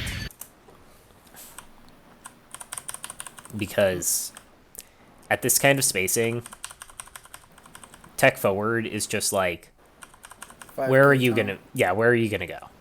You can either go back into the corner, or you can just get hit by soul. This is, I don't even know if you have time to neutral tech here, but like, back tech at least forces soul to either sit there and do nothing, or try to run up and contest your space, at which point you can get something. Mm-hmm. But like, even if you up tech air dash here, you're not going anywhere. And then magically just phase through the 6p. Skill to gear things. Again, this game is, yeah, this game is one of my favorite thing ever. Super consistent game. Yeah. Okay, so you have offense now. Really good backdash on the BRP. Yeah, from 5H, there's no low threat, and anything you did... Actually, do you have an option out of this? CC into Yeah, CC. CC into 2K is a true block string. Okay, Is a true okay. block string. CC, yeah, that would work. But also, on the other hand, canceling into Rocket would have caught the backdash. Good point, good point. 5K trade, 2S trade.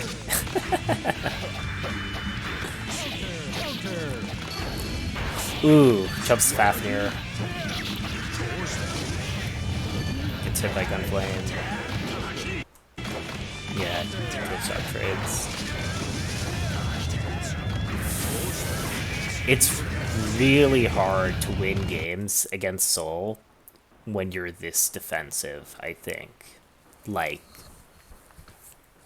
I think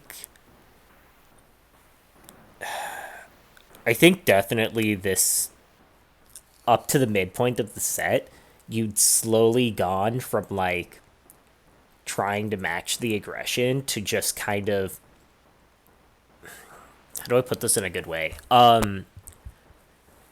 You started playing to survive instead of playing to win.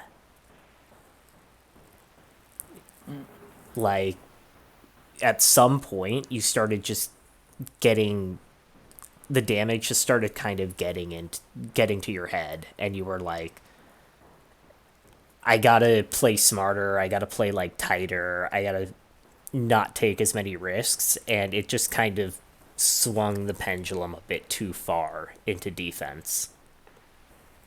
And I think that's, Mm-hmm. I think it's really, really hard not only to track from an outside sense, I think it's extremely hard to track in game and then correct. Yeah.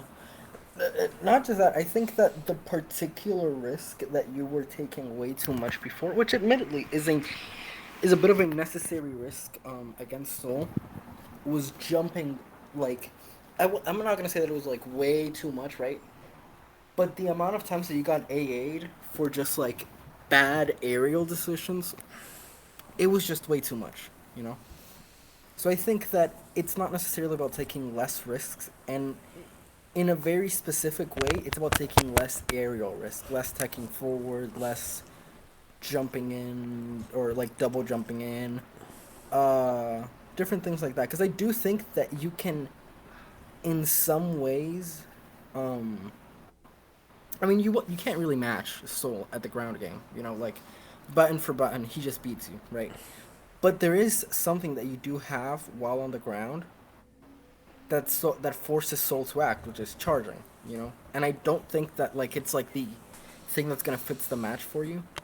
But I do think that if you try playing more ground based and more like trying to quote unquote force him to play your game with charge, you can kind of maybe I don't know, you can keep up the aggression without trying to play to survive. You know, I think I'm just like rambling a little bit, I don't but I know think how much I like ground charge against Soul. He has a lot of ways to kind of bait it safely. Generally, what I think, if you want to get Soul to come to you, you can always do that. But I don't think getting Soul to come to you is the issue here. It's more just like the constant defensive play makes it really, really hard to trade out for good life opportunities. And then actually, like, what you get for defensively stopping Soul is way less than what he gets for actually getting his offense started. And a lot of that comes down to. We'll rewatch the round, but this kind of defensive play, you just don't have meter for it. And your tension pulse is just constantly. Like, you're almost always below 50% in this match. And that just makes a lot of the game really hard, especially when you're trying to, like, exchange out these situations. So, like, if you watch this round from round start, whenever I play Order Soul versus Soul, the majority of my meter, I find, just goes straight into charge and dead angle, because I don't want to burn it on FD, getting tension penaltied out, and I'll just take the throw if I need to. But, like, if you just watch the meter this whole round,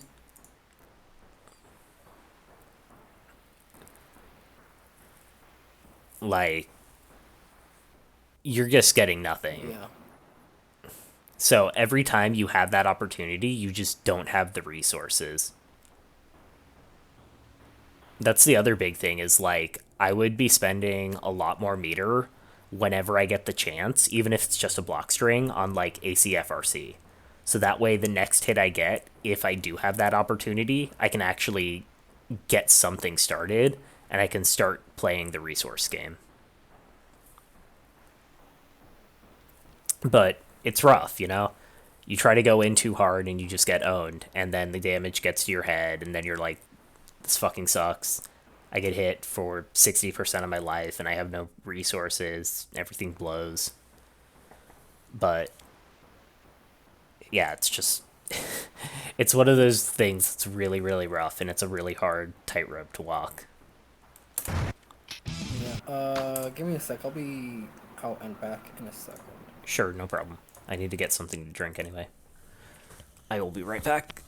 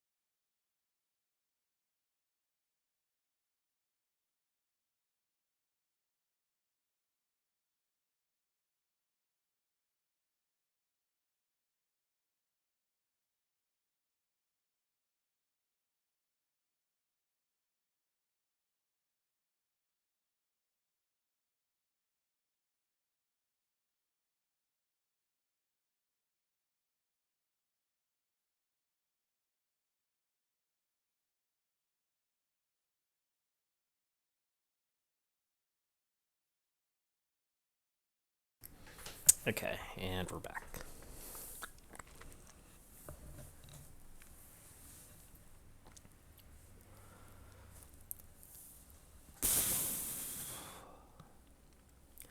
Man, this matchup's. There's been so much good decision making by both sides in this matchup. It's really nice to see. There we go. I'm back now. Okay, cool. What did I miss? Nothing. I went to go get a drink. Alright. Alright, ready? Yes. Okay. Okay, so right away we have an aggressive opener. That's good. Okay. Wait for him to whiff buttons. That's fine. Nice. I like the more aggressive decision making with charge. Like, you haven't been punished for it yet, so I would definitely try to test him and make sure that he's punishing you for it. Ooh. Bad burst. That was on the third JP, which would have been a Sidewinder confirm. Yeah. Yeah, it happens. He's gonna get a 4 rep off this. Into a Bandit Revolver. Oh, freeze. Okay. Goes for delayed air dash. Yeah, that's fine. I wouldn't jump out of that either. Ooh. Yeah, that jump was pretty questionable. I understand what you were going for, trying to just get out of the redash pressure, but this is what I was talking about earlier, where it's like you make the FD jump and you're watching your opponent. If you just see them doing nothing, this is where I back off. I do not go for that second jump. Especially because HVP counter hit. You're not dead here, but you're one hit from it. Dead angle block string. Oh, he read it.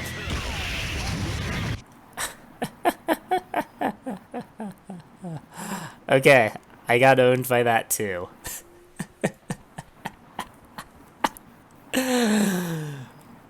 Oh, that was such a smart move. Holy shit. So, Order Soul's sitting on basically full meter. I'm thinking I'm just gonna mash DA the very next hit. I don't give a shit what happens. I could probably RC it if I had to. Wild throw. Oh, that was such a smart move. Holy shit.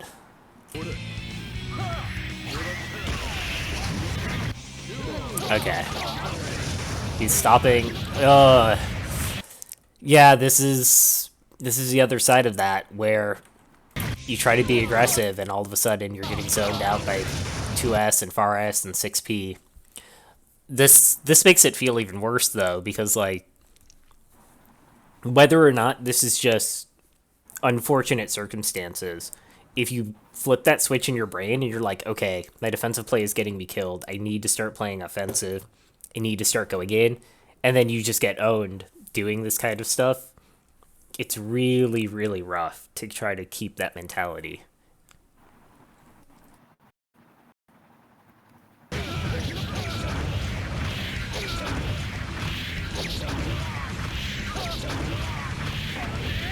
Forward conversion, knockdown. I like the burst. You kind of... Ugh. Yeah. At this point, Jason's just running away with the momentum.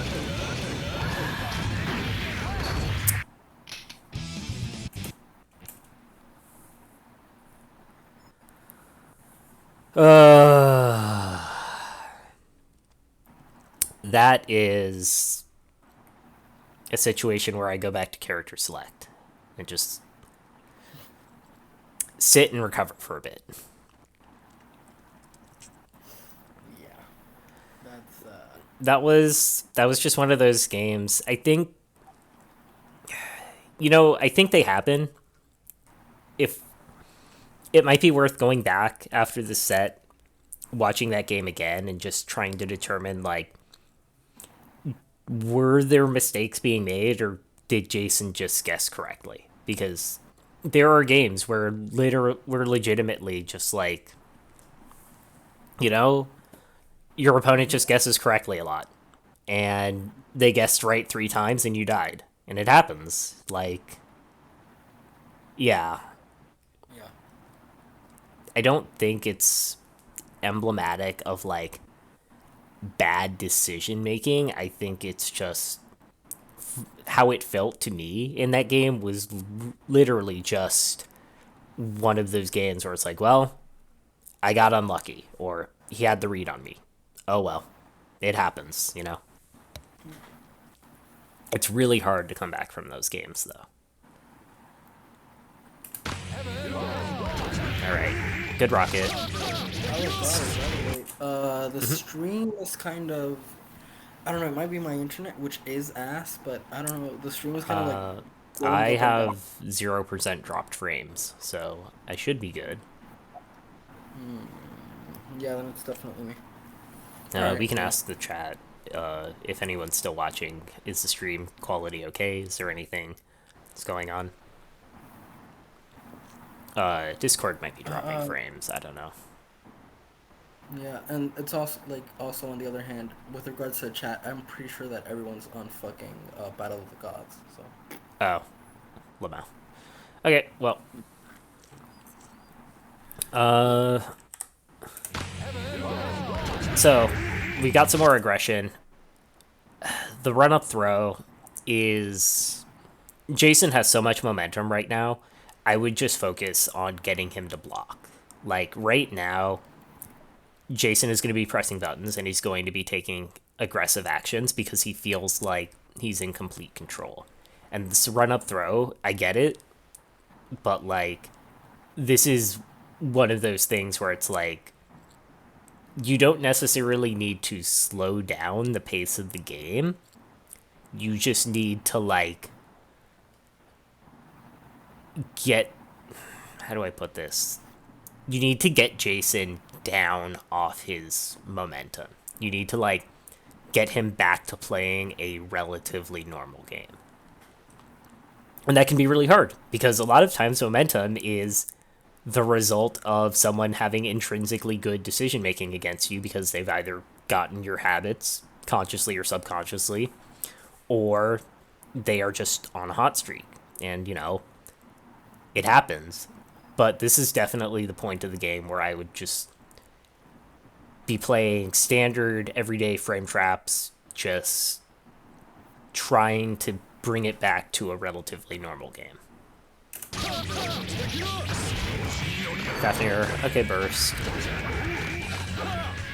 Nice level 2. Ugh, wild throw, that's fine. Drops it. I like the air dash back. I don't like the rocket, but it happens. I do like how you're being more aggressive. That's definitely good. You definitely noticed what was happening in the game. You've adapted. Ooh, missed time. Unfortunate.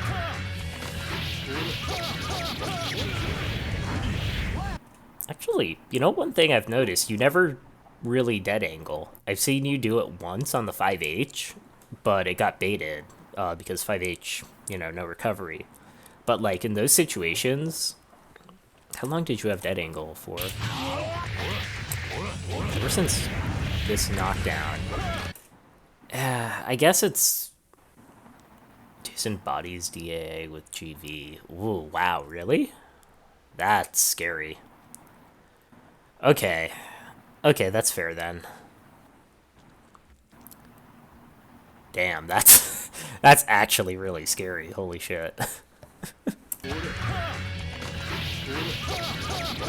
Gets a straight confirm, into kill, yeah. With punish to be. Yeah. This is fine though. It's only like 30%. Okay, good. Take your turn. Ooh, yeah. Backdash into How the aggression. fuck? Hmm? Wait, how the fuck did that Sid P hit? 2D. Was 2D in recovery? It's startup, I think. Watch. No. So, backdash into aggression. Order Soul Classic. Oh, Oh, wow. that's interesting. I've never seen How that. fucking low did Sid P go? I think it's less Jesus that Christ. 6P went super low, and it's more that Order Soul 2D has that hurt box on top. Even then, I don't even think that 2D Hurtbox was even like that high, you know? Yeah, I definitely thought it would go under, but I guess not. That's wild. And then, yeah, really unfortunate burst. drops the Dust Loop. Falling directly on top of Soul, still a bad idea. Counter hit. What did you get? Hit. Pressing.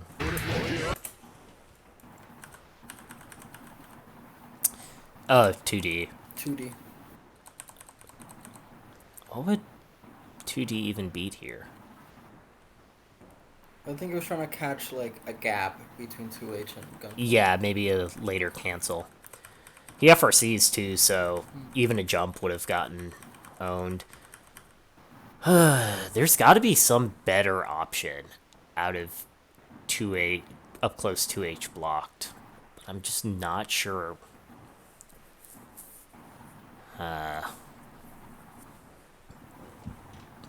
That's definitely something Jason left does a lot. Is that Mm-hmm. yeah, he does like jab or like single jab into 2H or 5H, and then does gunflame, right? And he usually does this a lot, and when someone starts responding to it, he starts doing like jab straight into gunflame FRC, right? Like as a conditioning thing. But I think that in order to like move on to that other layer of the meta, what I would do is that I would try to like IB the 2H and DP. If it's that close. If it's that close. Yeah, I think because the thing is like I don't know if you can jump gunflame at that range, but Nope. this is just one of those things where it's like these particular sequences are kind of eating you alive, and I don't know if it's just a matchup / character thing where it's just a really strong option that Soul has,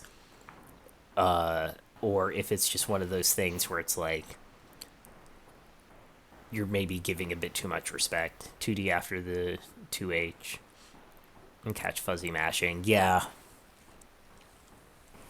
I wouldn't necessarily mash after it.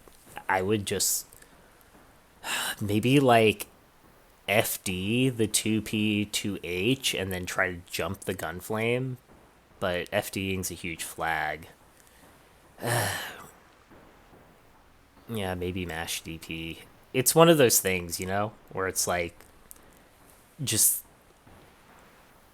this is one of those situations you have to lab out and kind of make the best of, because if you FD that, it would make you get stuck. Really? Ow. Soul's broken. I really don't know. That's...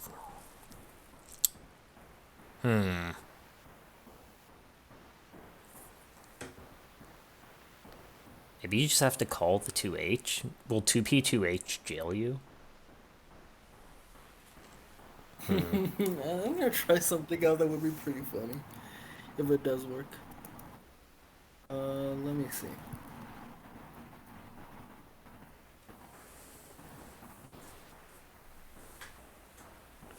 IB2H mash 2P.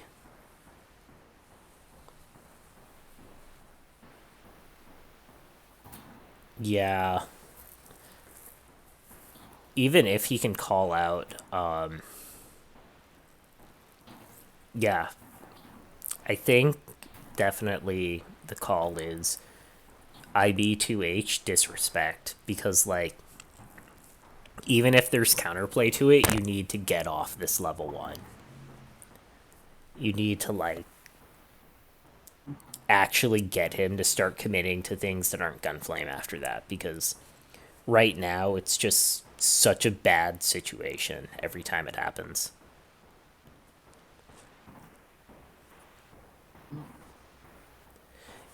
Yeah, Jason, the thing is like there's definitely counterplay, but at this point 2H gunflame has just been such a huge problem.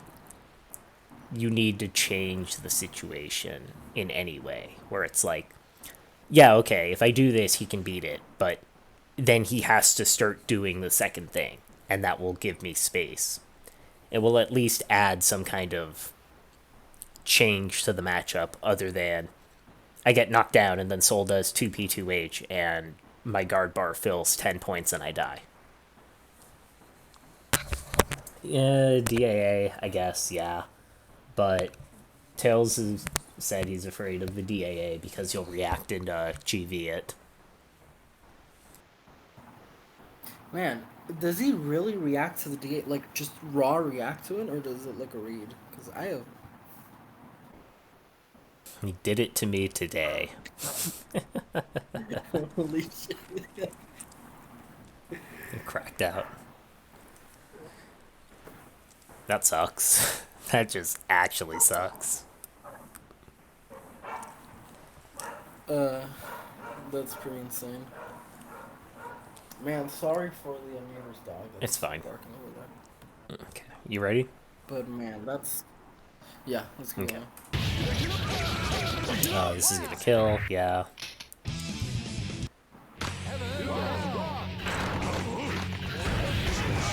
Ugh. Yeah, Jason just has so much momentum right now. 4 combo and no 3 combo knockdown. Yeah. Ugh, bad jump. This is definitely going back to what King said about just trying to play more of the grounded game, where it's like, yeah, Far S sucks, but this kind of situation where you're just jumping and he's standing under the round timer, that's exactly what I was talking about, where it's like, your opponent's in the corner, you're under the round timer. Jumping is absolutely the wrong move here.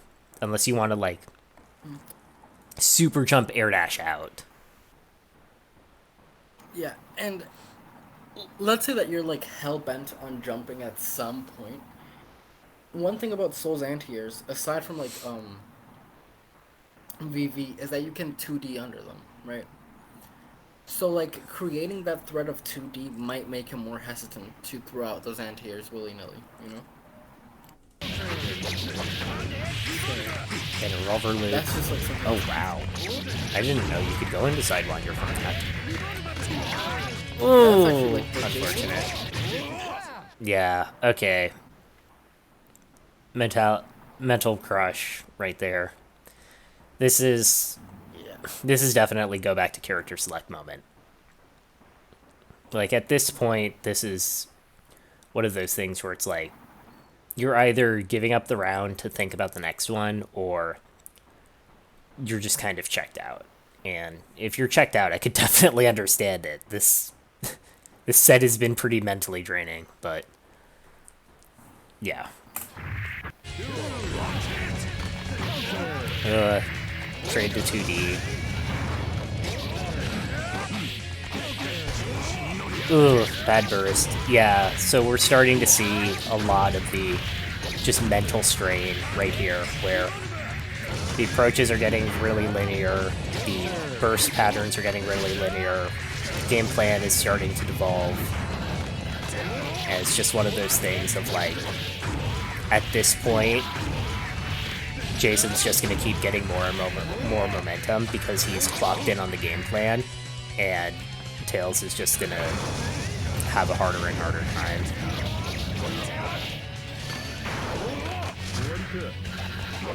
Linear approach, 2 SBRP. Oh, well. Getting some stuff going. Ooh, wow.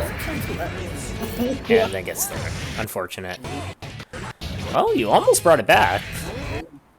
Granted, Jason kind of just... Yeah, okay, so let's analyze this pressure then, because this did work, even through the mental crush. So you get your full screen set up, you get your bearings, you call out a gunflame, or you call out something, or you just decide to run JH, that's also fine. But Jason gives you a free counter hit here.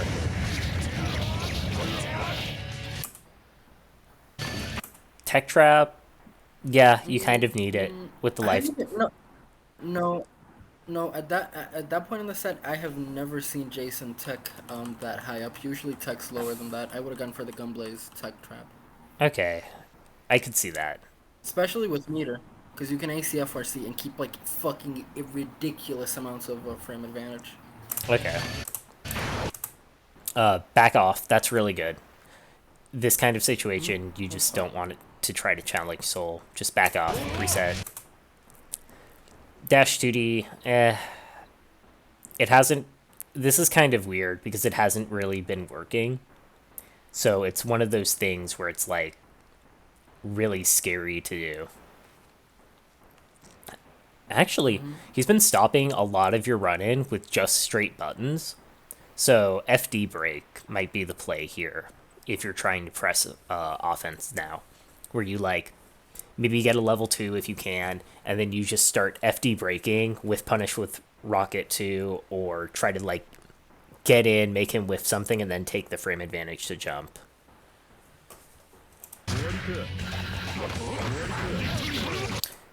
Oh, counter hit BRP. That was fun. That's going to be a full combo.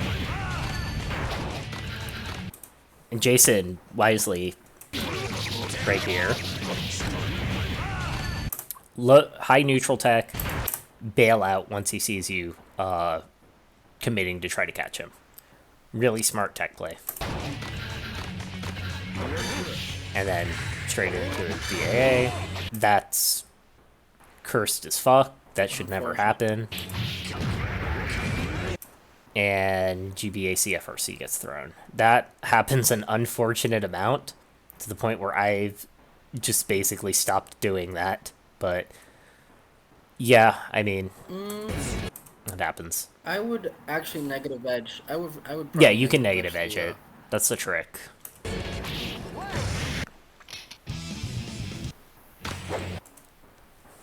But at this point, definitely at this point in the set, this is like, take some time. Go to character select. Chill out for a bit.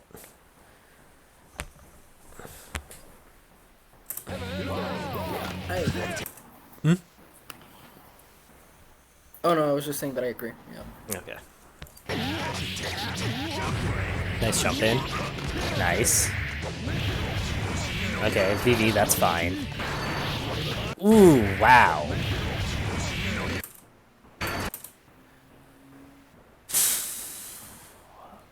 Yeah, this is one of those things where it's like, Jason's hot.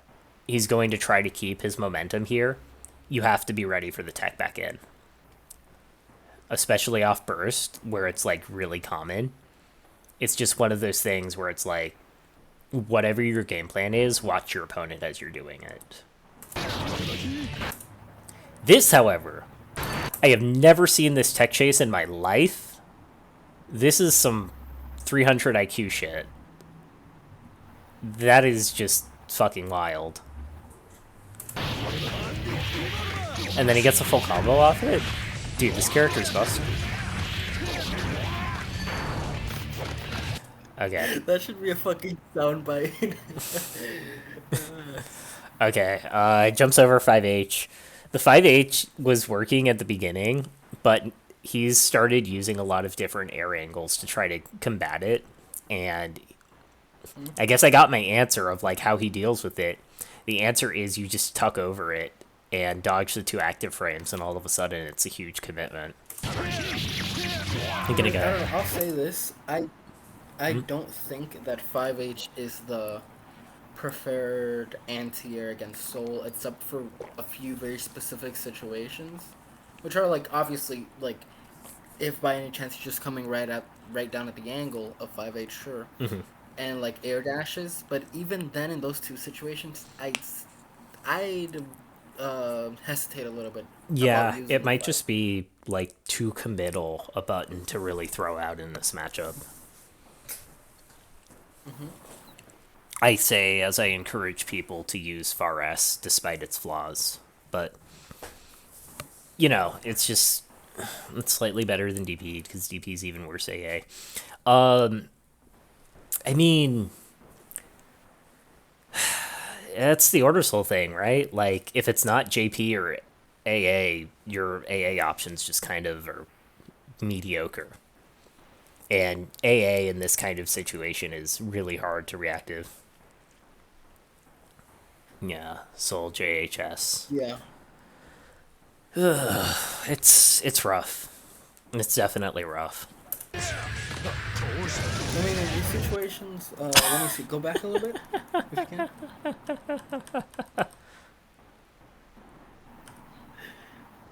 I don't. What a Again, good I game. don't understand why you're laughing. What a when good this is game. a good game. I know. Thank you. It's amazing. Thank you, Daisuke.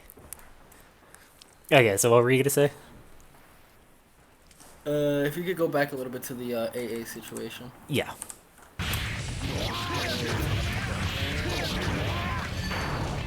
No, the one with the 5H. Yeah, right here. There we go. Yeah. Oh. So Here? dash up, he tucks Yeah, over so it. This is one of those moments where it's like, if you're gonna commit to the 5H, be a madman. Commit to the run under CS.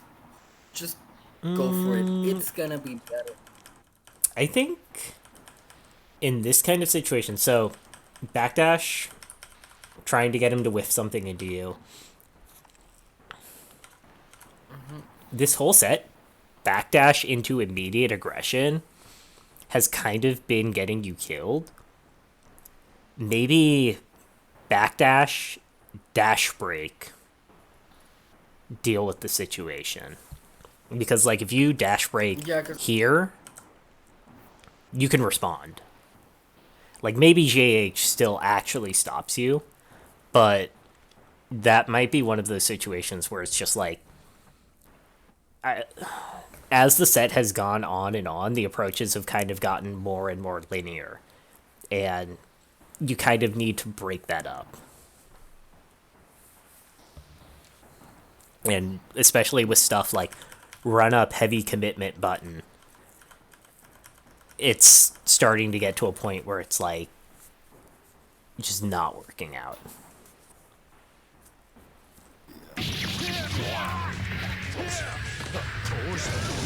Chelsea with JP. Good throw.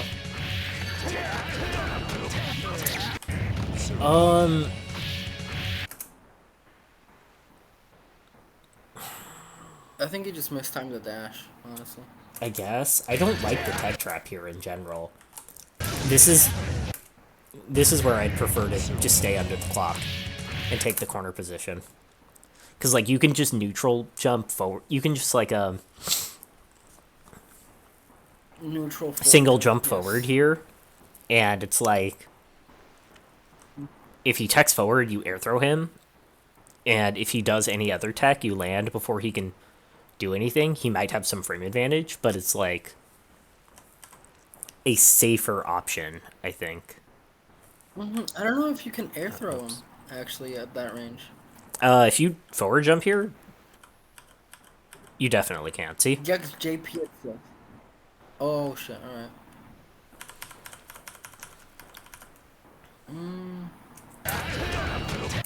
No, you get the corner back anyway, and you get a 2D hit. Confirm the combo. Good.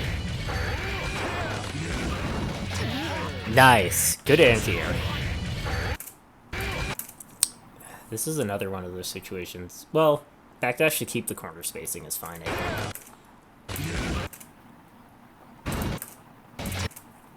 That's such a nice 2D right here. Unfortunately, drop. I don't know if you already do this, but like every single time you 2D, I think there's like very, very little reason to not just buffer charge cancel, no matter what. I can't really think of a combo where you start with 2D and then don't charge cancel. Or a neutral situation where you don't do that. 2D, BHB, 1 ACFRC, and 2 Really? air combo. Yeah. Oh, okay, yeah, I guess. Well, Yeah, if but you're planning on that's a- doing that route, I guess, don't buffer CC.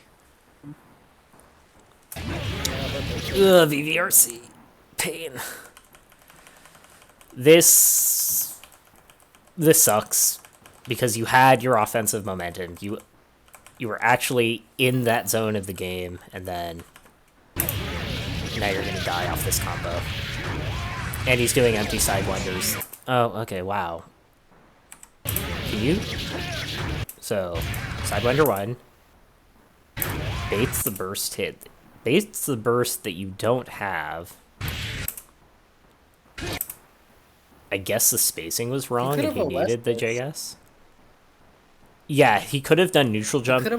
He could have done neutral jump JS, FB, sidewinder, and it would have been burst safe. But no, even then, like, let's say he doesn't want to do that because he doesn't want the. I mean, I think he's gonna kill actually. So yeah, that would probably be the best option. Either way, good burst. Nice whiff punish. You can still take this round. It's a big thing. Nice! Really good. Really good mental fortitude to not give up there. Because 75 meter, level 2, you can absolutely steal a round from that health. So, the whiff punish with Rocket 2, really strong. 2H, also really good. I'm surprised he didn't burst, actually. But either way, very, very good comeback. Nice 2D rocket. Ugh. Bad trade. This shit is like, I don't know why, but like, Soul gets like almost 200 damage from 2K. That just boggles my mind, honestly. Clean it. So right here. Right here, bailing out, really good idea. This backdash, I definitely don't agree with. Right here, you have screen advantage. And you're just kind of giving it up. I guess mostly just because you're afraid and you want to reset. But like this full screen situation, you've just killed your tension pulse. And you haven't gotten anything from it. And it's just one of those things where it's like, you're giving up resources for nothing. Yeah, no, go back to that, because I don't know if Tails can really do anything. So, bail out. So he bails out. Let's assume you blocked this. Like, because that's, I would assume I had blocked this. Oh no, you were just jumping away from it. So even right here, I would try to start going back in. Yeah, no, at that point you should definitely FD break. That's a really good zone to FD break. Yeah, but like... So you can bait out like virtually any option. Even right here, where you're like landing from this, if you're gonna jump here... Jump J8? Yeah, if you're gonna jump here, just commit to it. Because like, if he's gonna press a button to cover your landing, he's already committed. If you get a forward jump off, whatever he pressed isn't going to stop a forward jump JH unless he dashed up and FD braked waiting for you. Yeah, but I don't know if like Tilted was like directly recognizing the thing to catch his jump. I think it was just like noticing. I guess, but this is one of those situations. So Mike actually talked to me a lot about this, which is when you're in these kinds of defensive situations where you're just like, okay, so you're dashing away, my opponent's right next to me. I didn't really want to challenge whiffing 2S. Yeah. I guess, does Soul get 2S recover 5k counter hit?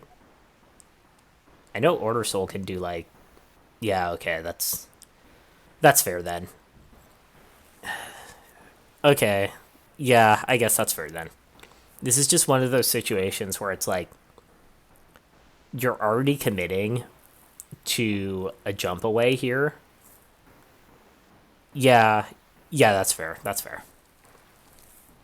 Yeah, good point. Street Fighter AA waiting to happen. Okay, then in that case, dash away and then start setting up your offense again. But, like, this backdash into immediate linear pressure is just getting you killed. It's just a really bad... It might even just be a player tell at this point, but it's If not, it's just a really bad habit. 5k, anti-air. IV JH gets the throw. Nice poke out. That was unfortunate.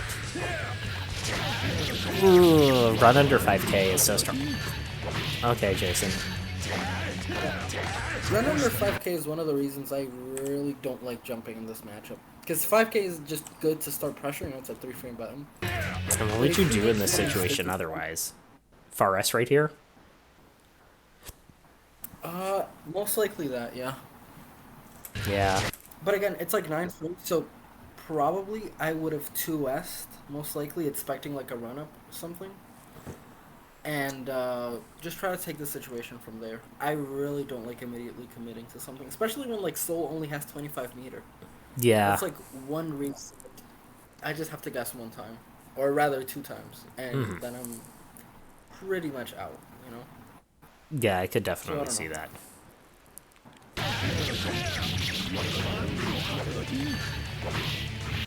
that. Again, tech into immediate challenge on Soul. Just Soul's AA game is just way too strong to try to do this. If this is just something in the tech game either needs to change or you need to be more willing to bail out on these kinds of situations.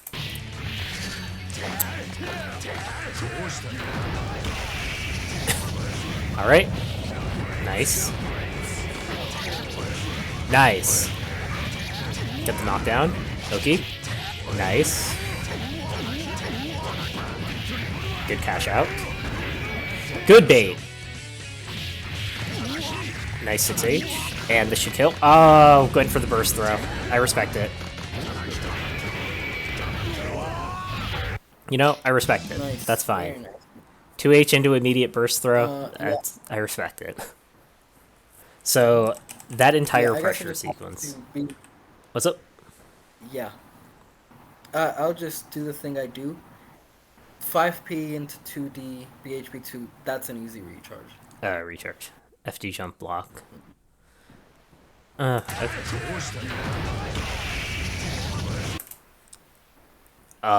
Okay, so right here, that's fine. Wow, Jason managed to stagger fast. This is a fine knockdown. Good like gun blaze. Catch the backdash into button. Really nice. Good BHB loops. Good knockdown. Definitely agree with that combo. Very, very good VV bait. Oh, wow. He even RC'd it, so you had to throw him on there. That was really smart. 6H knockdown. Yeah, I agree with that. You don't want to play games with that burst right now. And then 2H. Okay, yeah, that was jump FD. I guess expecting VV there. And then, yeah, this is just smart play from there, yeah.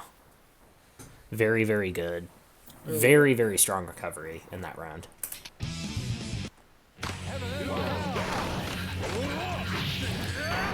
I respect the back off, but I don't know.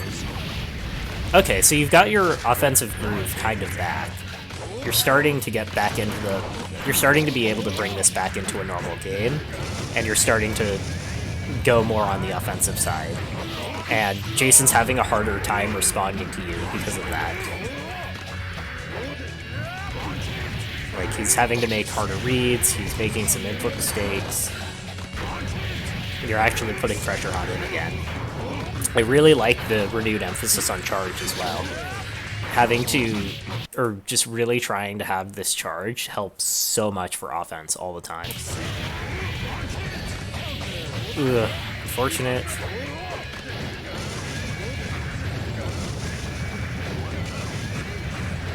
Jesus. Flashing GB, nice! Really good AI. So, in that situation, let's throw. I like the tech trap.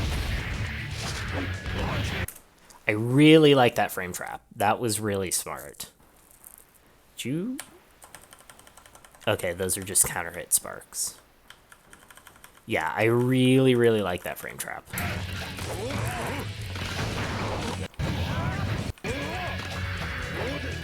And then just very smart play in the defensive situation, just block things out. Even when he got you in that string where he was cranking your guard at max, you didn't panic, which was... It definitely felt like that was happening in the earlier rounds, or in the earlier games before this. And so just having that mental fortitude to be like, I'm just going to take the throw, really, really strong. And then very good close S anti-air.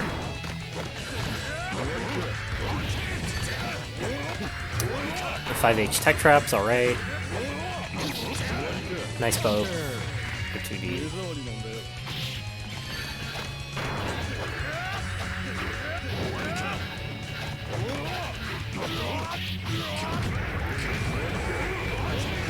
Nice. Keep it sitting down. Nice throw. Good tech trap. Backdash rocket, backdash rocket. And good tech throw to seal it. Okay, so... Or go ahead. Oh no, I'm just saying that that was a very nice set because it felt like you got back into your groove. Yeah, I was And going yeah, to say... getting back into your groove was yeah. Oh, this is the last game. I was going to say we should watch that entire game on 2x speed and just see how the approaches were and how the offense looked, because I'm willing to bet if we watch this, it's going to be a lot more than just directly running in. There's going to be a lot more approach angles.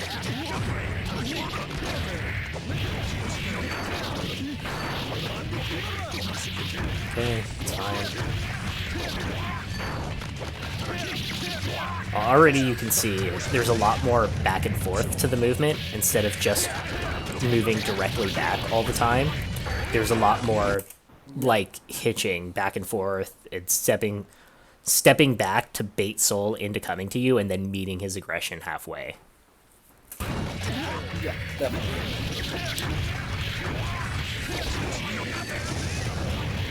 Yeah, so you can see even in situations like that, there's a lot of waiting. You're baiting him into situations that he's not super great in.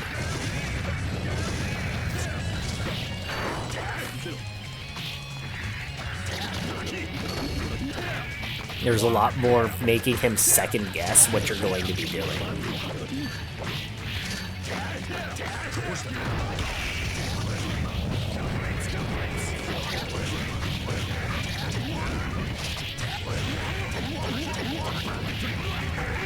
And then once you get in, you're baiting the defensive options very well. And you're just basically... Oh, okay, I went back too far.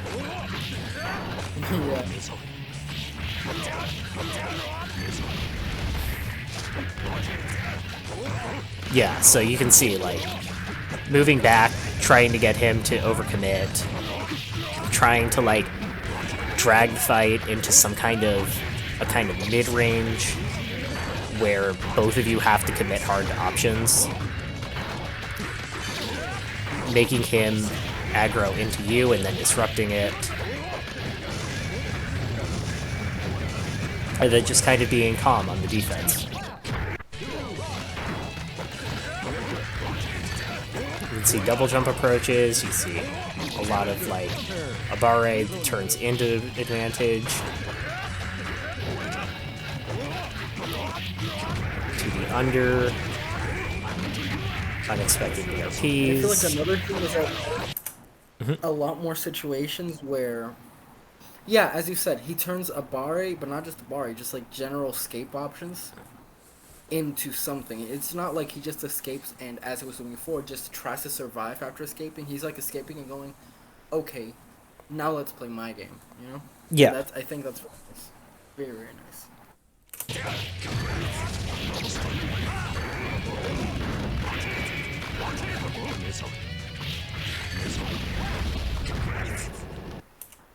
All right. Do you want to do a overview of the set, or do you think we're good?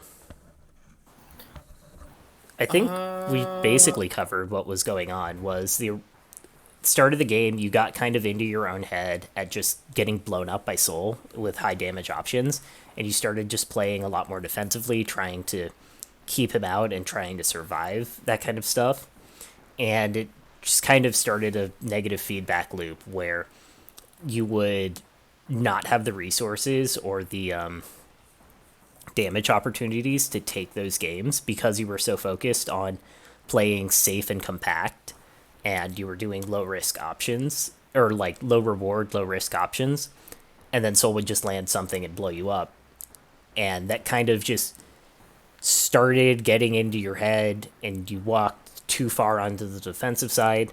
And then eventually you either took some time or you calmed down and adapted back and just started saying, okay, I need to get back to playing a relatively normal game. Started playing a lot more in mid range, started implementing a lot more feints, trying to turn situations where you were escaping into your advantage instead of just trying to reset back to neutral. And generally kind of just playing a bit more high risk, and it started working out. You got your groove back, you started having more offensive momentum, and with that comes the resources. And towards the end, you guys were back to pretty much even. yeah. I would definitely make a bigger emphasis on really trying to get outside of your own head during the matches, because I'm gonna be honest, I don't think that you actively tried to get out of your own head, but there was a specific moment in one of the matches where you had like a huge comeback, and I feel like that was the spark that like set you, sent you like, okay, wait, I don't have to like just die as soon as he touches me, like I think like that was the spark that led to like that realization in your mind, but I think that you should really try to get out of your own head when playing these games, or at least make a bigger emphasis on it, because I do think you're getting in your own head a lot. Okay, from my side, I would say definitely playing more of the grounded game is very important because when you're getting blown up for jumping at Soul for like 250 damage, it's really, really hard to keep that kind of like mentality of I need to be aggressive here. And a lot of those tech situations where you were just teching directly into him and like taking a much more aggressive stance than you needed to be definitely contributes to a lot of situations where you're putting yourself at a lot of risk that you don't necessarily need to be, or you can take smaller risks for smaller rewards. But you also don't want to lean too heavily into that. You need to keep the aggression, but you need to tone it in such a way that you're not playing a swing for the fences race against Soul because you're going to lose that damage race. You need to play that like kind of drawn out mid range where both of you need to commit to options, because that's where Order Soul can really beat Soul, because all of Soul's mid range committal options have a lot of drawback to them, and Order Soul, by virtue of not having very many, generally has to take smaller ones or ones that they're not as versatile, but they'll recover a lot more, and you'll have more opportunities to do them, if that makes sense. But yeah, I think this was a really good set. Uh, I'm really happy that I had the chance to review it. oh yeah, me too, man. And yeah, honestly, it's been fun reviewing the set.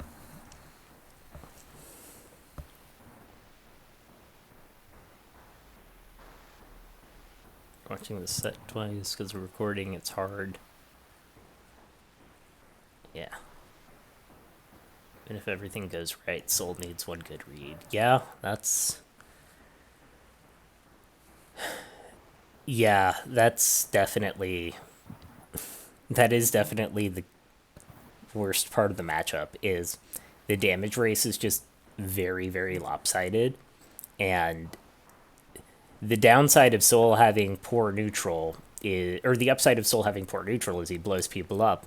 But against characters with similarly poor neutral, that downside doesn't really exist much. So it's just one of those things of like, you're both having to hard commit to a bunch of stuff, but one of you gets really, really good reward without having to go through a second step of converting neither into a secondary resource.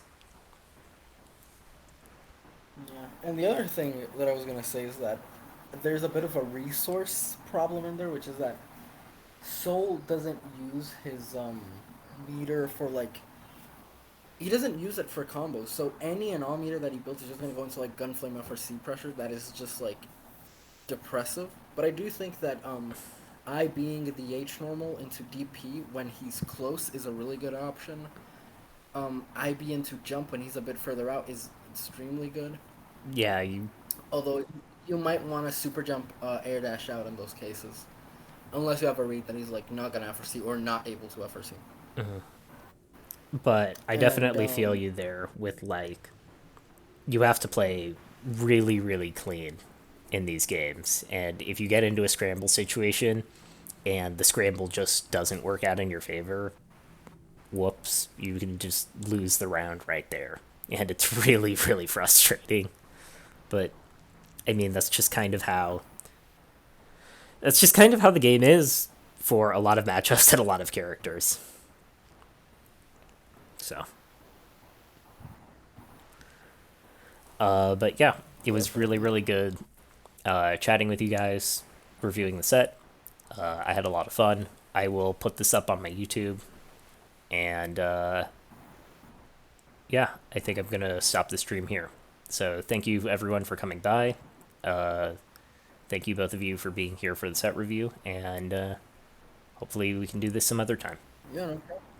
All right. See ya. Yeah, hopeful. That actually would be cool.